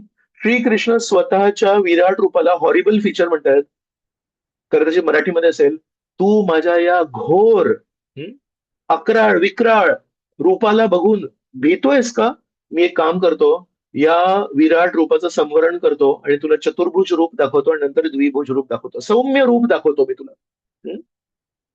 मी विचार करत होतो, आपण आपल्या शक्ती प्रदर्शनाला कधी घोर रूप म्हणू का?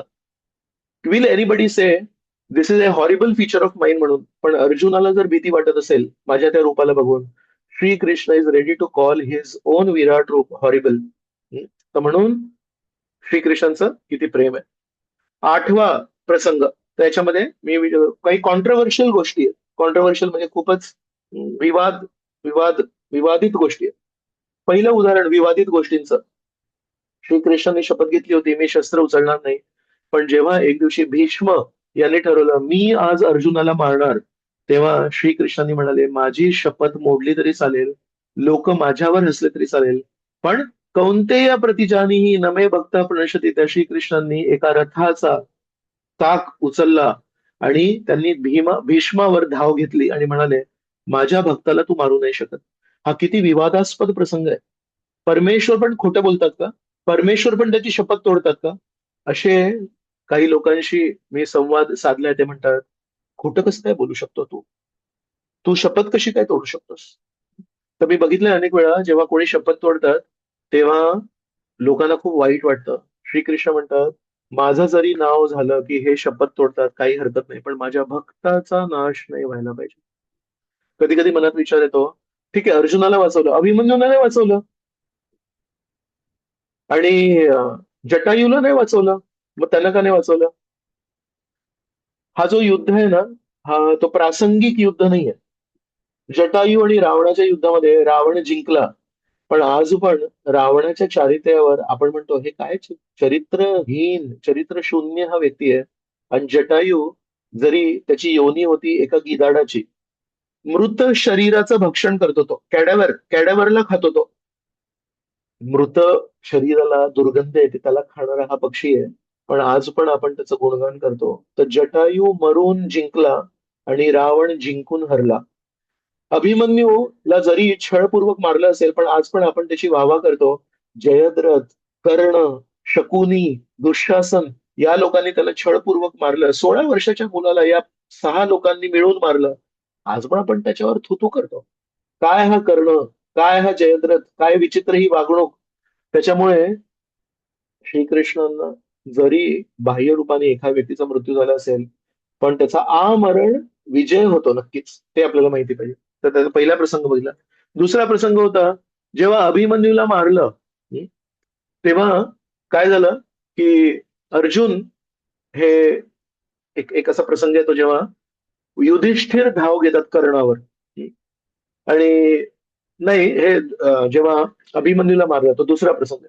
अभिमन्यूला जेव्हा मारलं तेव्हा अर्जुन विचारतात कोण कोण होतं तिथे, तर लक्षात येतं की जयद्रथ होता म्हणून. आधी पण जयद्रथाने एकदा द्रौपदीला अपहरण केलं होतं, तेव्हा पण त्याला मारणार होते. अशी विचित्र गोष्ट केली होती त्यांनी. पण तेव्हा युधिष्ठिर म्हणाले होते की या 100 कौरवांची एक बहीण होती दुःशला म्हणून. तर त्या दुःशलाचं लग्न झालं होतं जयद्रथाशी. तर तेव्हा युधिष्ठिर म्हणाले आपल्या चुलत बहिणीचा हा पती आहे, तर आपण याला मारायला नाही पाहिजे जरी याने आपल्या पत्नीसोबत चुकीचे व्यवहार केले म्हणून तेव्हाच होतं. तर अर्जुन म्हणतात याला तेव्हाच मारायला पाहिजे होतं, आता यांनी अभिमन्यूला मारलं. उद्या मी याला मारणार नाही तर मी अग्नीमध्ये प्रवेश करणार.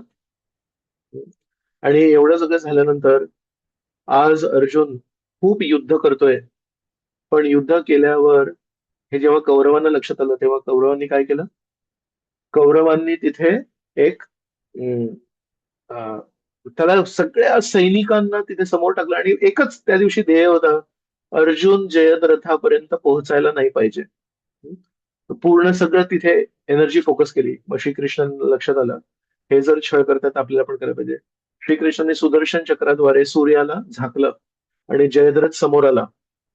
आणि जेव्हा जयद्रथ समोर आला तेव्हा म्हणायला लागला आता काय करशील? आता अग्नीमध्ये प्रवेश करशील की नाही?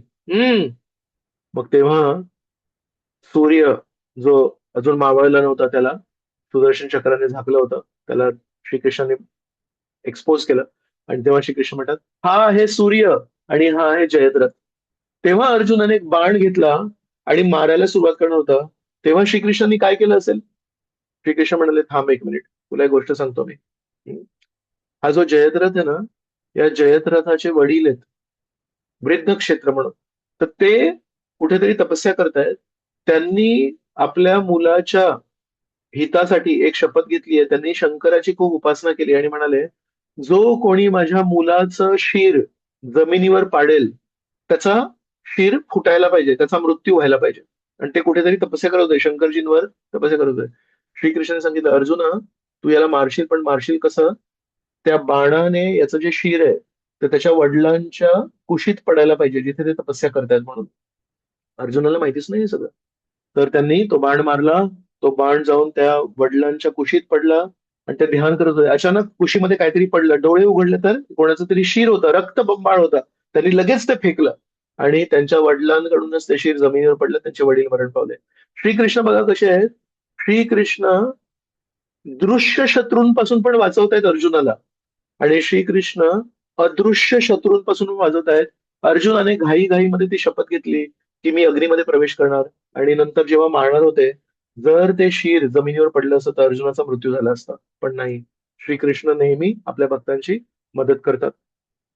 अजून एक तिसरी विवादास्पद प्रसंग की अं, जेव्हा कर्णासोबत युद्ध चालू होतं तेव्हा कर्ण जमिनीवर आहे आणि तेव्हा श्रीकृष्ण म्हणतात ही योग्य वेळ मारायची.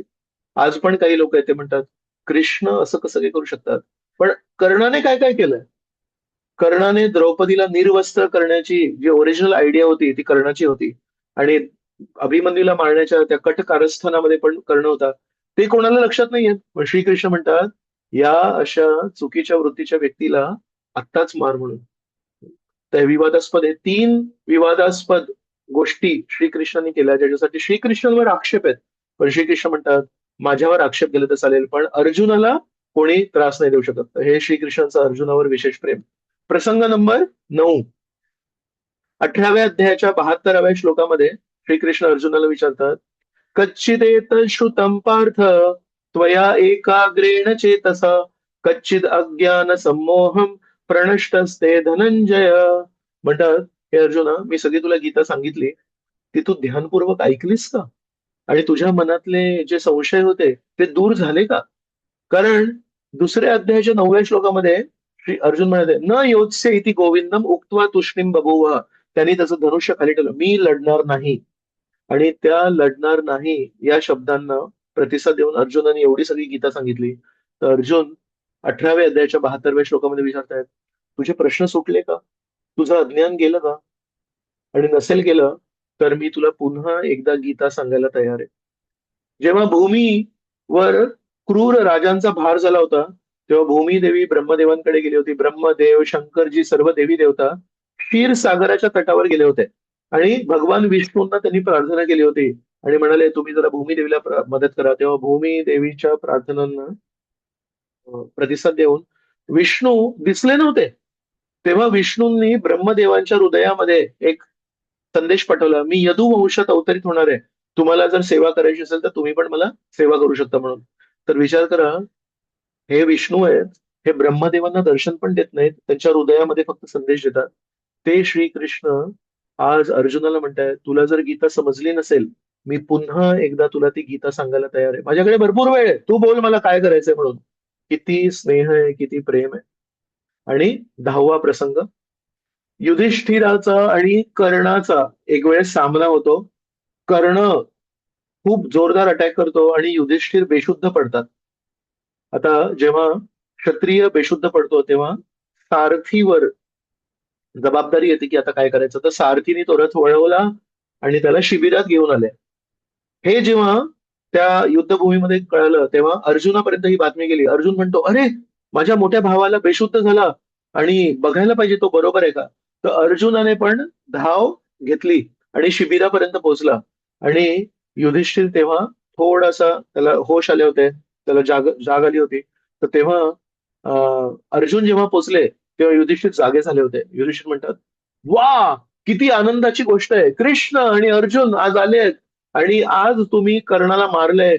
मी केव्हापासून वाट बघतोय की ज्या कर्णाने माझा अपमान केला होता. एकदा कर्णाने युधिष्ठिरला सांगितलं होतं, तुझ्यामध्ये काही दम नाहीये, तू अर्जुन आणि भीमाच्या तुकड्यांवर तुझं पालन पोषण होत आहे. तर नेहमी युधिष्ठिराला वाटायचं की हा कर्ण असं कसं काय बोलू शकतो. तर आज युधिष्ठिर अर्जुनाला म्हणतायत, आज तू कर्णाला मारून इथे आलायस, आज माझ्यासाठी किती आनंदाचा दिवस आहे. तर तेव्हा अर्जुन म्हणतात, होय दादा, मी नक्की कर्णाला मारणार आहे.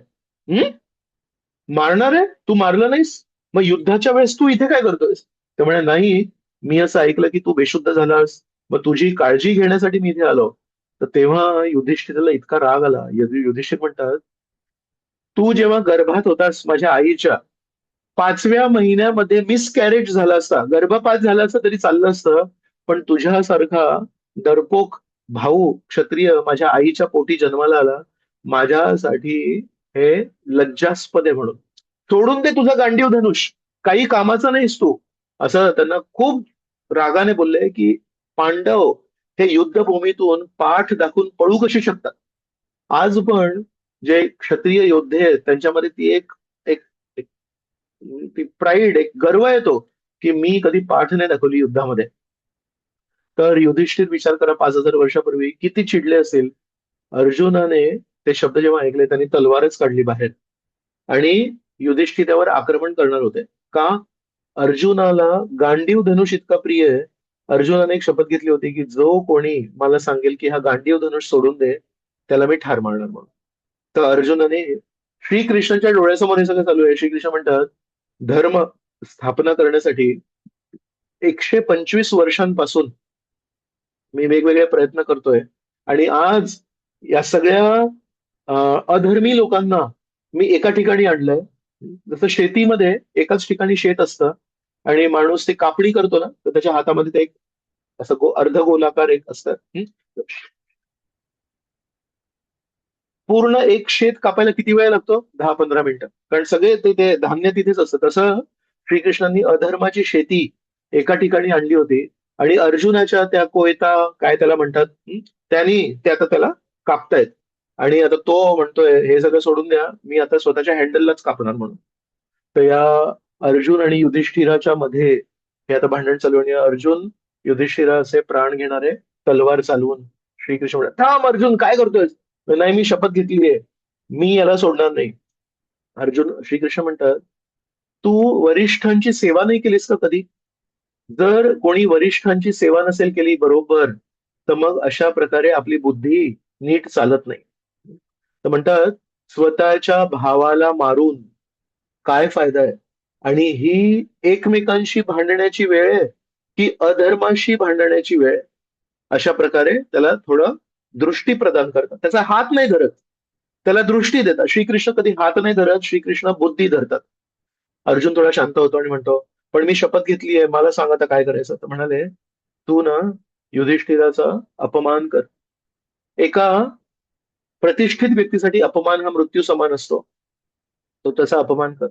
तर अर्जुनाच्या मनामध्ये नेहमी एक खंत असते की यांनी त्या द्यूत क्रीडेमध्ये भाग घेतला, जुगारामध्ये भाग घेतला, त्याच्यामुळे त्यांच्या जीवनामध्ये किती संघर्ष आला आणि द्रौपदीचा खूप मोठा अपमान झाला. तर ते सगळं ते काढतात आणि म्हणतात, तुला कोणी सांगितलं होतं जुगार खेळण्यासाठी. तर अशा प्रकारे त्यांना वाईट शब्द बोलतात. तर युधिष्ठिराला पण खूप वाईट वाटतं आणि त्याला पण लक्षात येतं की मी पण भरपूर चुका केल्या आहेत. मग अर्जुन खंत भावनेमध्ये जातो, म्हणतो मी माझ्या मोठ्या भावाचा अपमान कसा काय करू शकतो, आता मी स्वतःला मारणार. तर स्वतः आत्महत्या करायला तयार होतो. श्रीकृष्ण म्हणतात, धर्म स्थापनेसाठी मला काय काय कष्ट करायला लागतील. मला माझ्या भक्ताची आत्महत्या पण थांबवायची आहे, एकमेकांमध्ये या भक्तांमध्ये भांडणं पण थांबवायचे आहेत.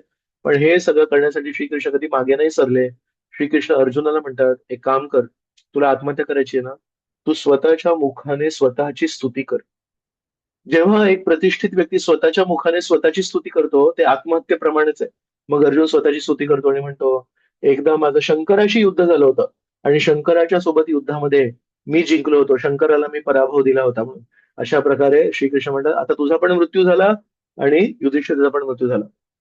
अशा प्रकारे श्रीकृष्णांनी अर्जुनाप्रती विशेष स्नेह असल्या कारणाने वेगवेगळ्या प्रसंगामध्ये त्यांना मदत केली. तर इस्कॉनमध्ये एक परमपूज्य भक्ती तीर्थ स्वामी महाराज आहेत. त्यांनी कामाविषयी, काम वासनेविषयी कसा लढा द्यायचा त्यासाठी एक पुस्तक लिहिलंय. हृदयातल्या अनर्थांविरुद्ध कसा बंड पुकारायचा, युद्ध करायचं त्यासाठी एक पुस्तक लिहिलंय. त्या सर्व पुस्तकांना त्यांनी नाव दिलंय द स्पिरिच्युअल वॉरियर सिरीज म्हणून. आणि त्या स्पिरिच्युअल वॉरियरचा जो मुखपृष्ठ आहे, कव्हर आहे, त्याच्यावर त्यांनी अर्जुनाचं चित्र दिलंय. तर अर्जुन हा स्पिरिच्युअल वॉरियर होता.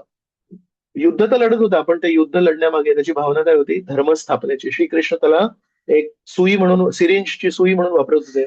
आपल्या सर्वांना पण याच्यातून जर काही शिकवण घ्यायची असेल तर आपण पण विचार करायला पाहिजे. अर्जुनाने ते युद्ध लढले, पण कशासाठी लढले? स्वार्थासाठी नाही लढले, राज्यासाठी नाही लढले, तत्वांसाठी लढले. तसं आपण पण आपापल्या जीवनामध्ये आपल्या काम वासनेविरुद्ध युद्ध लढायला पाहिजे, द्वेषा विरुद्ध युद्ध लढायला पाहिजे. आणि ते जर योग्य युद्ध लढायला आपण तयार झालो, सुसज्ज झालो, तर श्रीकृष्ण आपल्या रथावर बसायला तयार आहे. धृतराष्ट्र हे संजयाकडून ही सगळी गोष्ट ऐकतात.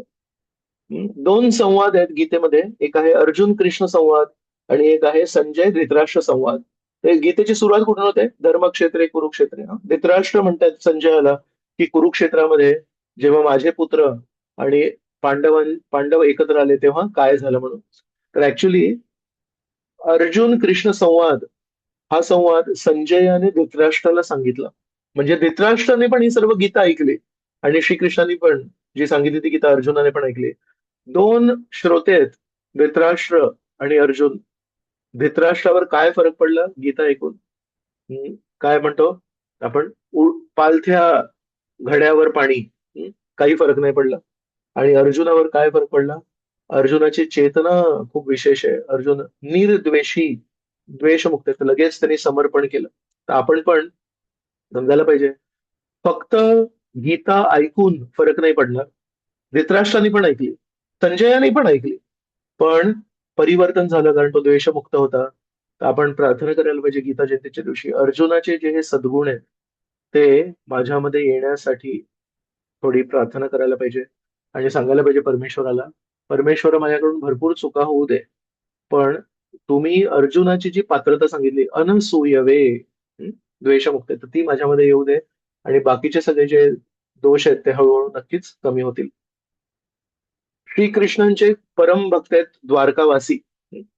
पहिल्या स्कंदामध्ये अध्याय क्रमांक 11 मध्ये येतं की श्रीकृष्ण पूर्ण युद्ध समाप्त झाल्यानंतर 8व्या अध्यायामध्ये सांगतात की मी आता द्वारकेला परत चाललो. पण कुंती देवी म्हणतात की नाही नाही, तुम्ही थांबा, तुम्ही जर गेले तर मग काय होणार. मग थांबतात 2 महिने. युद्ध समाप्त झाल्यानंतर प्रेमासाठी, प्रेमापोटी थांबतात तिथे. आणि त्याच्यानंतर जेव्हा द्वारकेला पोहोचतात तेव्हा द्वारकावासी म्हणतात, तुम्ही आम्हाला संगच देत नाही. तुम्ही नेहमी हस्तिनापूरला असता, मथुरेला असता, पण आम्हाला तुम्ही कधी संग देत नाही. मग प्रश्न येतो, जर द्वारकावासी इतके प्रेम करतात श्रीकृष्णांवर, पण श्रीकृष्ण त्यांना सोडून हस्तिनापूरला का जायचे? का माहितीये? कारण हे पांडव आहेत, ते नेहमी श्रीकृष्णांवर समर्पित, श्रीकृष्णांवर अवलंबून जीवन जगायचे.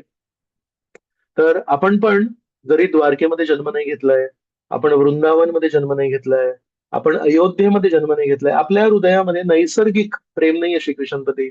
पण पांडवांनी जसं समर्पण वर आधारित जीवन जगले, नेहमी श्रीकृष्णांवर अवलंबून जीवन जगले, त्यांच्या मार्गदर्शनावर अवलंबून जीवन जगले, तर जर आपण जगलो तर श्रीकृष्ण आपल्यासोबत नेहमी असतील आणि आपल्याला नेहमी मार्गदर्शन करतील. शेवटची गोष्ट, तुमच्या घरी जर मनी प्लांट वगैरेची कुंडी असेल, त्याच्यात आपण पाणी देतो, माहितीये त्या कुंडीला खाली एक छिद्र असतं. आणि ते छिद्र कशासाठी असतं? जेव्हा आपण पाणी देतो, पाणी जर त्या कुंडीमध्ये साठलं तर ते मुळं जे येते ते नाचतात आणि ते झाड खराब होतं. तर त्या छिद्रातून ऍक्च्युली एक्सेस पाणी निघून जायला पाहिजे, राईट? तो जेव्हा एक्सेस पाणी आपण वाटप करतो, जेव्हा दुसऱ्यांना देतो, तेव्हा ते जे झाड आहे ते पण चांगलं राहतं. एक्सेस पाणी आहे ते ऍक्च्युली अमृत आहे, पण जास्ती पाणी झालं तर ते विषाचं काम करतं. तसंच दूध हे अमृत आहे, पण गरजेपेक्षा जास्ती दूध जर प्यायलो आपण तर ते विषाचं काम करतं. तसंच आपल्यापर्यंत प्रभुपादांनी ही भगवद्गीता पोहोच केली आहे आणि आपल्याला एवढं सगळं आता त्याच्यातलं माहिती आहे, बारकावे माहिती आहेत, एवढे सगळे श्लोक माहिती आहेत, श्रीकृष्णांबद्दल एवढी सगळी माहिती आहे. ती माहिती जर आपल्यापर्यंत आपण सीमित ठेवली तर ते आपल्याला पोषक नाही असणार. आपण पण त्या कुंडीसारखं एक छिद्र तयार करायला पाहिजे आणि त्या छिद्रातून एक्सेस पाणी द्यायला पाहिजे. तर आपल्याला एवढी सगळी माहिती आहे, त्यातली माहिती आपण आता जगापर्यंत पोहोच करण्याची वेळ आली आहे. तर गीता जयंतीच्या उद्देशाने, गीता जयंतीच्या अनुषंगाने हा महिना आपण 11 महिने आपण पोषण स्वीकारतो, 11 महिने आपण श्रवण करतो, 11 महिने आपण गीतेला धारण करतो. हा जो 12वा महिना आहे, हा आपण गीता जयंती निमित्त इतरांना भगवद्गीता पोहोच करण्यासाठी समर्पित करायला पाहिजे आणि श्रीकृष्णांना प्रार्थना करायला पाहिजे, माझ्या मुखातून एकतरी श्लोक इतरांच्या कानापर्यंत पोहोचू दे, ज्याच्यामुळे त्यांचं जीवन परिवर्तित होऊ दे. तर हीच आपली गीता जयंती, हेच आपल्याकडून श्रीकृष्णांप्रती समर्पणाची भावना, प्रभुपादांच्या प्रसन्नतेसाठी. तर खूप खूप धन्यवाद. जय श्रीमद भगवत गीता की जय, जय श्रील प्रभुपाद की जय, अनंत कोटी वैष्णव वृंद की जय, जय निताय गौर प्रेमानंदे हरी हरी ओम. तर आपण इथे थांबूया. जर कोणाला प्रश्न असेल तर विचारू शकता, नाहीतर आपण इथे थांबूया. हरी बोल. हरे कृष्णा. दंडवत प्रणाम प्रभूजी. प्रश्न नाहीये, विनंती आहे की पहिल्यांदाच आपण असं हे भगवंत आणि श्रीकृष्णांच्या जे नात्याबद्दल खूप सुंदर रीतीने सांगितलं. खूप हृदयस्पर्शी होतं सगळं काही. इस्कॉन मध्ये आल्यानंतर पहिल्यांदाच कळलं की हा केवळ उपदेश नाहीये, तर हे नातं आहे भगवंताचं अर्जुनाशी. ते तुम्ही खूप छान पद्धतीने उलगडलं. एक विनंती होती की याच पद्धतीने तुम्ही जर भगवद्गीतेचे श्लोक सांगितले तर खूप अ, छान मार्गदर्शन अजून मिळू शकतं. विनंती आहे तुम्हाला. नक्की, नक्की, नक्की माताजी, नक्की. धन्यवाद. हरे धन्यवाद. हरे कृष्ण, हरे कृष्ण. हरे कृष्णा. हरे कृष्णा प्रभूजी. दंडवत प्रणाम. धन्यवाद. माताजी बोला बोला. माताजी बोला. हरे कृष्णा. दंडवत प्रणाम प्रभूजी. माझा आवाज येतोय का? हो, येतोय माताजी. येतो येतो. भगवद्गीता प्रभूजी मी वाचली होती, पण ते पारायण केल्यासारखं अगदी फक्त वरवर वाचली होती. पण आज ऐकल्यानंतर खूप मनापासून एक इच्छा झाली की पुन्हा एक भगवद्गीता अगदी शांत डोक्याने वाचायला हवी. आणि मला हे प्रकर्षाने जाणवले की समाजामध्ये आतापर्यंत आपण भगवद्गीतेविषयी जेव्हा अभक्त लोक चर्चा वगैरे करतात, तर जिथं जिथं भगवंतांनी निर्णय बदलले किंवा प्रासंगिक काही खोटं बोलले, त्या गोष्टी जास्त लोकांच्याकडून फोकस केलं जातं किंवा चर्चा केली जाते. पण समोरचे लोक कधी कधी चुकले, खोटं वागले, चुकीचं वागले आणि म्हणून भगवंतांना तो निर्णय घ्यावा लागला. हे पहिल्यांदा खूप छान पद्धतीनं मला ऐकायला मिळालं, त्यामुळे खूप समाधान वाटलं. खूप छान Prabhuji. Thank you so much. Thank you माताजी. हरे कृष्ण. हरे बोल. हरे कृष्णा प्रभूजी. दंडवत हा, प्रणाम. दंडवत प्रणाम प्रभू. हा येस येस, प्रभूजी बोला. बोला तुम्ही. हरे कृष्णा. हा प्रभूजी, खूप सुंदर लेक्चर झालं. त्यातले 2-3 पॉइंट्स तर अगदी टेक होम मेसेज सारखे, की नकारात्मकतेच्या कोशातून आपल्याला बाहेर पडायचं आहे लाईफमध्ये नकारात्मकता येत राहील, पण त्याच्याही पलीकडे जाऊन आपण अर्जुनाच्या ज्या सद्गुण आहे अर्जुनांमध्ये दिलेले ते आपल्यामध्ये येऊ देत असं तुम्ही सांगितलेलं आहे. आणि खूप सुंदर मेसेज याच्यातनं आपण दिलेला आहे. एक वाक्य पण होतं, by the grace of devotee mercy of the God is obtain. खूप सुंदर वाटलं. आणि अर्जुन कसा द्वेषमुक्त आहे हे आपल्याला याच्यातनं बघायला मिळालं. खूप सुंदर. सगळंच लेक्चर खूप सुंदर होतं. त्यातले 2-3 पॉइंट्स मी फक्त इथे सांगितले. Thank you very much. Thank you bro. हा, हरिबोल प्रभूजी, दंडवत प्रणाम. खूप छान. आवाज येतोय माझा? हो हो येतो. हा, तर प्रभूजी ते बऱ्याच वेळा बुक डिस्ट्रीब्युशन करताना पण हे बऱ्याच वेळांना काहींना प्रश्न सुद्धा असतात. हे तर तुम्ही आजच्या क्लासमध्ये खूप छान त्याची उत्तरं मिळाली, की आपण हे निगेटिव्ह लोकांच्या दृष्टीने जे असतात त्यांना आपण खूप चांगल्या पद्धतीने हे सांगू शकतो. त्यातला एक मागचा जो गुह्य अर्थ होता तो उलगडला. फक्त मला एक छोटासा प्रश्न पडलाय, की हे आजच्या क्लासमधून, की अर्जुना जे होते, तर ते नेहमी एक हे असायचं, की म्हणजे प्रत्येक ठिकाणी एक शपथ घ्यायचे किंवा कुठला तरी एक संकल्प करायचे. तर अर्जुना यांची जी ती प्रवृत्ती आहे किंवा जो स्वभाव आहे, त्याच्यावर थोडंसं सांगणार का जरा?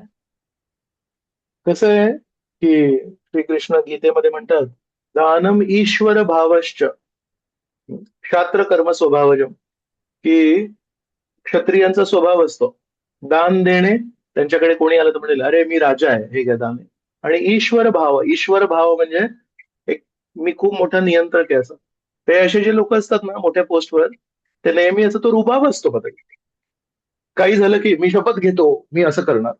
तर ज्यांच्याकडे तो रुबाब असतो ना ते नेहमी असे शपथ घेतात. तर सर्व क्षत्रिय, सर्व राजे, सगळ्यांच्या शपथ असतात त्या. तर तो अर्जुन त्या क्षत्रियाच्या मूडमध्ये आहे. काही झालं की मी शपथ घेतो, मी असं करणार.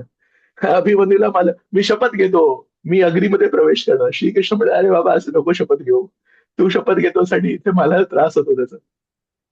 तर जेवढं आपण असं त्या रुबाबात असू तेवढे आपण अशा शपथी घेणार. पण त्याच्यातून आपण काय शिकायला पाहिजे, आपण शपथ नाही घ्यायला पाहिजे. कारण आपल्या शपथीमुळे कधी कधी परमेश्वराला घाम फुटतो, की आता या भक्ताने अशी शपथ घेतली, आता याला कसं मॅनेज करायचं. तर आपण अशा शपथी नाही घ्यायला पाहिजे. आपण एकच शपथ घ्यायला पाहिजे, तुटो तुटो हे मस्तक फुटो हे शरीर नामाचा गजर सोडू नये, विठ्ठल विठ्ठल विठ्ठल विठ्ठल. ती शपथ आपण घेऊ शकतो.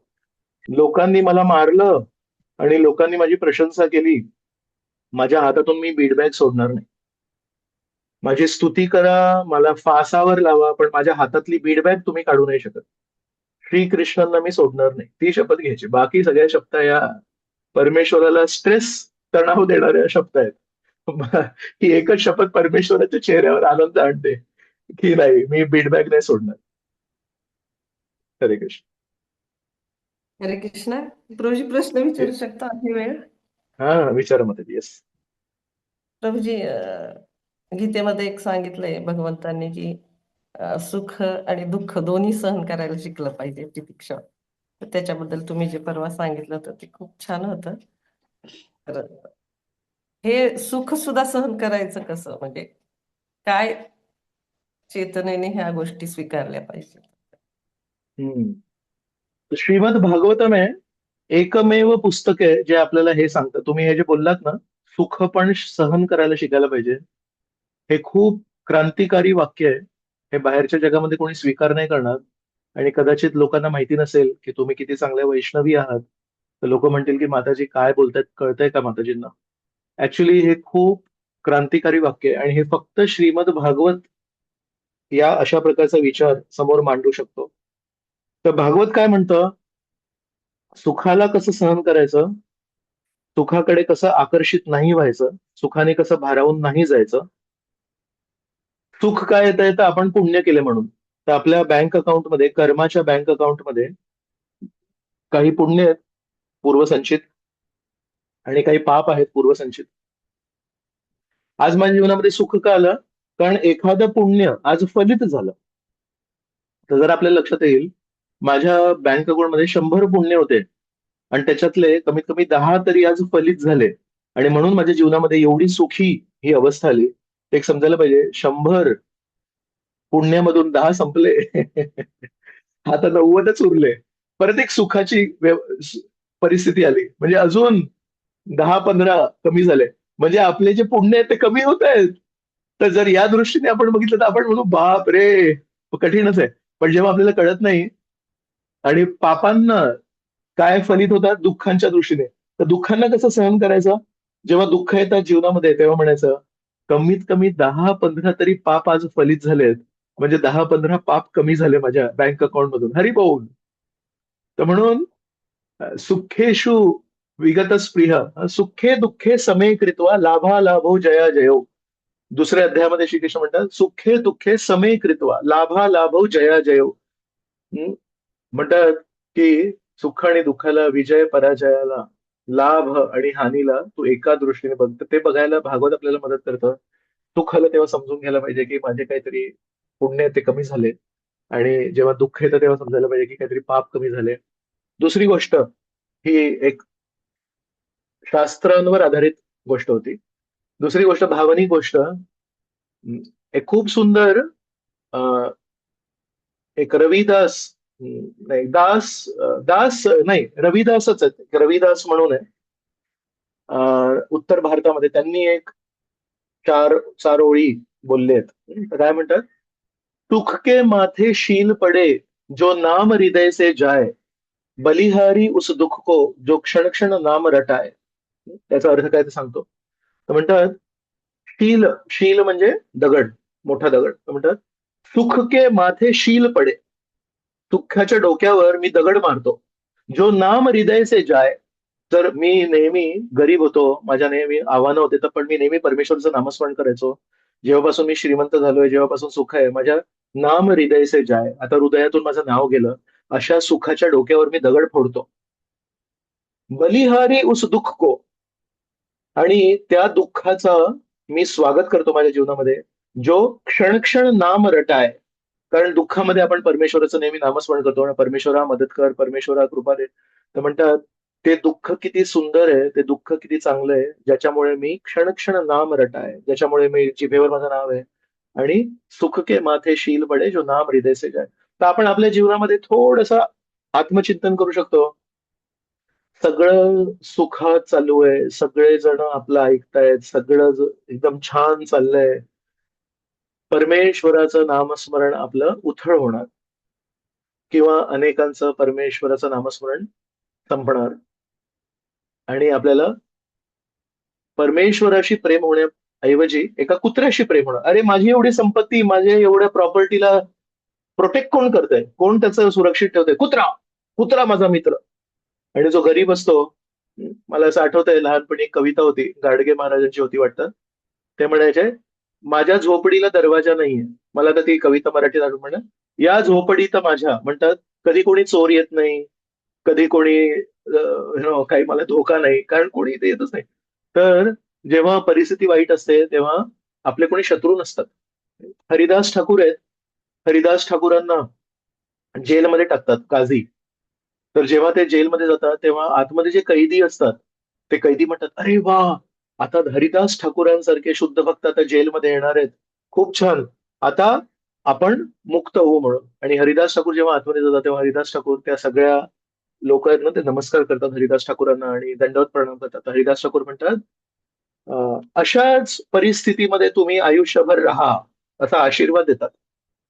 तर हे सगळे बिचारे घाबरतात आणि म्हणतात काय तुम्ही असा आशीर्वाद देता, आम्ही जेलमध्ये राहायला, आम्हाला मुक्ती पाहिजे होती. म्हणाले नाही नाही नाही, मी तुमच्या भौतिक परिस्थितीबद्दल नव्हतं सांगत, मी म्हणत होतो तुमची किती भावना झाली आहे. म्हणतात जेलमध्ये तुमचे कोणी शत्रू नाहीत, जेलमध्ये तुम्हाला कोणाप्रती द्वेष नाही, कारण तुमची फुल प्रॉपर्टीज नाही, तर तो कोणाप्रती द्वेष नाही, तुमचे जेलमध्ये कोणी शत्रू नसतात, तुम्ही एकदम नम्र आहात. आणि अशा द्वेषमुक्त, क्रोधमुक्त, नम्र भावनेमध्ये तुम्ही वैष्णवांना नमस्कार करताय. म्हणतात ही परिस्थिती तुमची आयुष्यभर राहायला पाहिजे, हे मी म्हणतोय. आणि गमतीची गोष्ट, हरिदास ठाकूर तिथून निघून जातात आणि 8 दिवसांनी ते सर्व जे गुन्हेगार आहेत ते मुक्त होतात. तर हरिदास ठाकूरांनी काय दिलं त्यांना? त्यांना जेलमधून मुक्ती तर दिलीच, पण त्यांना ऍक्च्युली शिकवण दिली. मुख्य गोष्ट आहे की चेतना कशी आहे.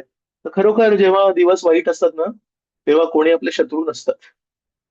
तेव्हा कोणी आपल्याशी वैर नाही करत. पण जेव्हा आपल्याकडे समृद्धी असते तेव्हा लोकांचा वाईट डोळा असतो. तर म्हणून परमेश्वराकडे जवळ जाण्यासाठी तुम्ही म्हणाले की सुखाला कसं आपण सहन करायला पाहिजे, तर सुखाला नेहमी आपण म्हणायला पाहिजे, हे सुखा, एकच काम कर की परमेश्वराचं विस्मरण नको होऊ दे, आणि या चांगल्या ऐश्वर्याला, या चांगल्या समृद्धीला मी परमेश्वराच्या सेवेमध्ये कसं लावू दे, हे आपण नेहमी प्रार्थना विचारायला पाहिजे.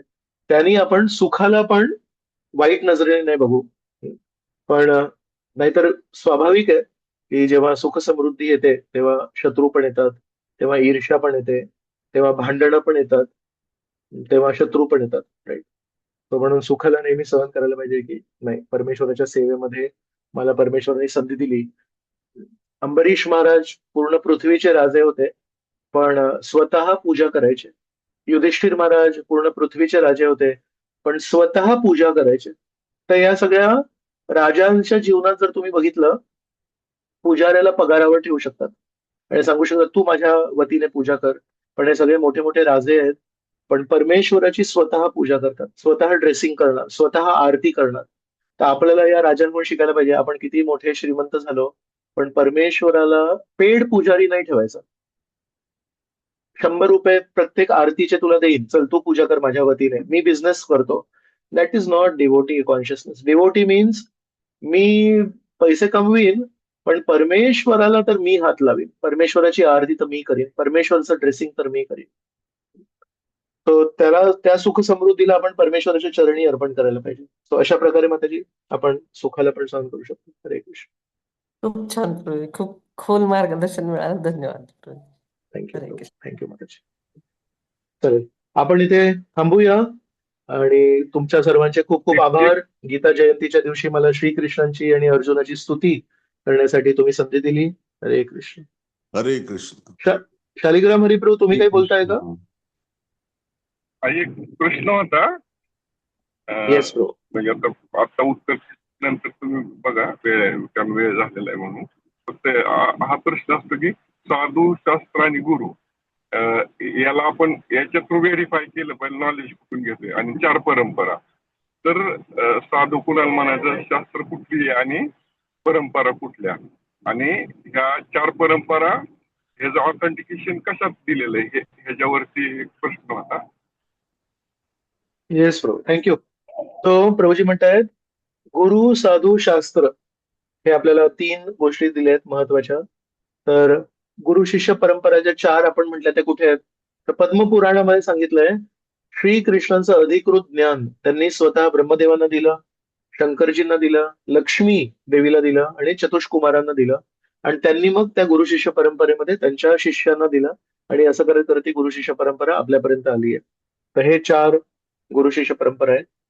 या 4 गुरु शिष्य परंपरामध्ये जर आपल्याला कोणी योग्य व्यक्ती भेटले, जे स्वतः ते जीवन जगतायत, तर आपण त्यांची शरण घेऊ शकतो गुरु म्हणून. पण या 4 गुरु शिष्य परंपरेविना जर आपण कोणा एका गुरूंची शरण घेतली, तर ते आपल्याला अधिकृत जसं आहे तसं ज्ञान कदाचित मिळणार नाही. त्याच्यामध्ये भेसळ होईल, आणि भेसळयुक्त ज्ञान घेऊन आपल्याला नक्की फायदा नाही होणार. तर ते गुरु झाले. आणि साधू कोण माहितीये? याच 4 गुरु शिष्य परंपरातले गुरु म्हणजे आपण त्यांच्याकडून दीक्षा घेतो, आपण त्यांच्या प्रती शरणागतीची भावना ठेवतो.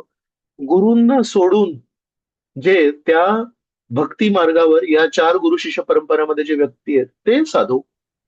साधू ते नाही जे स्वतःच्या मनातले विचार मांडतात, स्वतः मुखाने निर्लज्जपणे सांगतात की मीच परमेश्वर आहे, मीच श्रीकृष्ण आहे.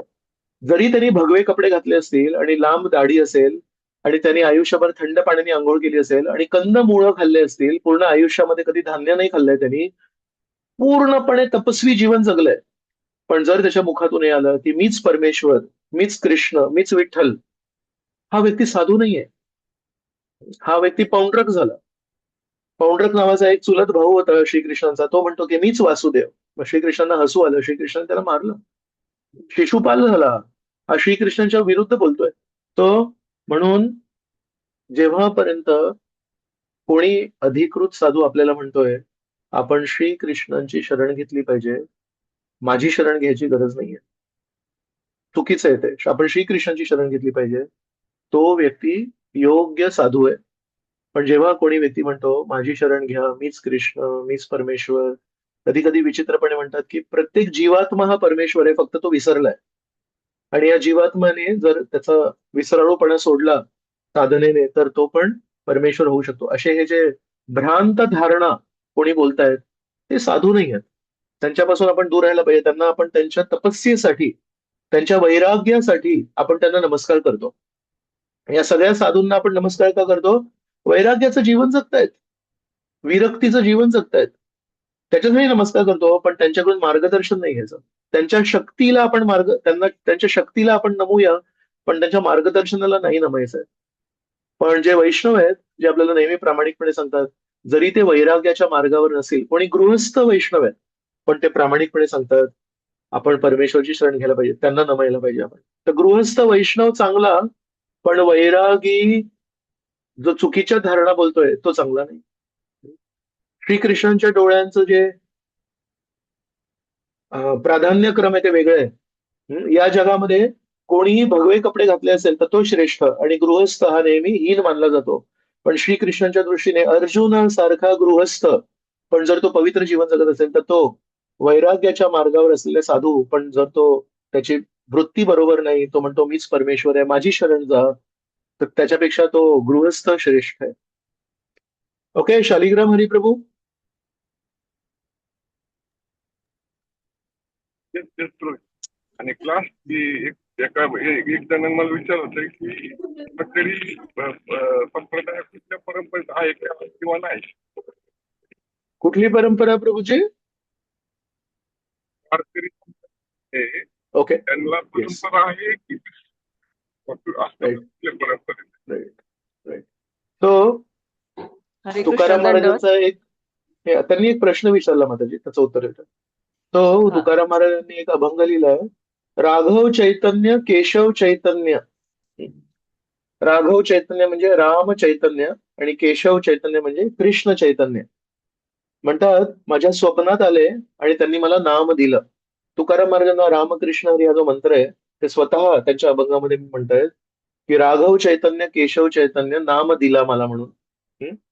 तर म्हणतात त्यांनी मला नाम दिलं, तर श्रीकृष्ण चैतन्य त्यांनी अभंगामध्ये लिहिलंय केशव चैतन्य म्हणून. तर श्री चैतन्य महाप्रभूंनी त्यांना मार्गदर्शन केलं, त्यांना सांगितलं की तू नामाचा प्रचार कर. आणि तुम्ही बघितलं वारकरी लोक पण कीर्तनामध्ये नृत्य करतात. श्री चैतन्य महाप्रभूंचे जे अनुयायी आहेत ते पण कीर्तनामध्ये नृत्य करतात. टाळ मृदंग, आपण पण करताल मृदंग घेतो. आपलं पण तिलक असा ऊर्ध्व पाऊंड तिलक आहे, वारकरी पण ऊर्ध्व पाऊंड तिलक करतात. फक्त आपण एक नेहमी जेव्हा पण आपण प्रवचन ऐकतो तेव्हा एक नेहमी कान स्पष्ट देऊन ऐकायला पाहिजे आपण की परमेश्वराची शरण घ्यायला सांगतायत की काहीतरी दुसरं सांगतायत. मला कधी कधी कोणी काहीतरी कॉमेडी कीर्तन वगैरे पण ऐकवलंय, तर मला ते ऐकून कॉमेडी नाही वाटलं, मला ऍक्च्युली खूप हॉरिफाईंग वाटलं ते, की साधू संत पण कॉमेडी कीर्तन वगैरे करतायत किंवा काहीतरी सामाजिक गोष्टींवर विवेचन करतायत वगैरे. तर ऍक्च्युली आपण श्रीकृष्णांची स्तुती करायला पाहिजे, पांडवांची स्तुती करायला पाहिजे, वृंदावन वासींची स्तुती करायला पाहिजे. पण जर आपण विषय भरकटलो तर मग चांगलं नाही. म्हणून तुकाराम महाराज जे बोलतायत त्यांच्या अभंगामध्ये ती शुद्ध भक्ती आहे. आज कोण त्याच्यावर काय विवेचन करतंय, कोण विश्लेषण करतंय, मला वेळ नाही तेवढा ऐकायला. मी प्रभुपादांच्या अनुयायींचे प्रवचन ऐकतो, पण मला कधीतरी कोणतरी युट्यूबवर दाखवलं होतं की प्रभूजी हे बघा काय कॉमेडी कीर्तन काहीतरी चालू आहे म्हणून. तर ते बघून मला वाईट वाटलं ऍक्च्युली. तर प्रवचन मला ऐकायला वेळ नाही मिळाला अजून कधी. पण प्रभुपादांनी त्यांच्या पुस्तकांमध्ये जे आपल्याला शुद्ध भक्तीचा मार्ग राखून ठेवलाय तो आपण नक्की भाग घ्यायला पाहिजे. आणि तुकाराम महाराजांनी जे दिलंय ती शुद्ध भक्ती आहे. आज त्याचा काय विपर्यास झालाय, आज त्याला किती सांभाळून ठेवलंय, याच्यावर मी योग्य व्यक्ती नाही सांगायला. थँक्यू प्रभू. हरे कृष्ण. हरे कृष्ण, दंडवत. येस माताजी, धन्यवाद. हा, माझी आई काल गेली धामामध्ये. त्यांना त्यांच्यासाठी मी प्रार्थना प्रार्थना करा. करतो माताजी, प्रार्थना करतो. प्रार्थना तर करा. नक्की प्रार्थना करतो. आणि असं विचारायचं होतं की गोपीचंद लावला तरी चालतो का आम्ही सगळ्यांनी? हो हो, लावायला पाहिजे माताजी. नामस्मरण करायला पाहिजे आणि गोपीचंदन लावायला पाहिजे. हो, नामस्मरण आहे चालू. अजून हो. तुम्ही पण प्रयत्न करा सांगण्याचा काही, आणि प्रार्थना करा. 12वा आणि अध्याय वाचा जिथे ते गेले ना, हा ज्या त्या ठिकाणी कमऱ्यामध्ये बस ते गेले तिथे हा बसून येत्या येत्या 13 दिवस कमीत कमी 12 अध्याय जितका शक्य आहे तेवढा वाचायला पाहिजे आपण. चालेल. अजून हे तुम्ही पण कीर्तनासाठी एक दिवस वेळ काढून या कधी तुम्हाला वेळ असेल तेव्हा. नक्की नक्की नक्की येणार मला. बारामतीला आले ना या. नक्की नक्की. हरे हरे कृष्ण. कृष्ण. दंडवत प्रणाम. दंडवत दंडवत. जय श्री श्री राधा गोपीनाथ भगवान की जय. जय श्री श्री जगन्नाथ बलदेव सुभद्रा मैया की जय. श्रील प्रभुपाद की जय. अनंत कोटि वैष्णव वृंद की जय. जय निताय गौर प्रेमानंदे. हरि हरि बोल. हरे कृष्ण. हरे कृष्ण. दंडवत. दंडवत. हरे कृष्ण.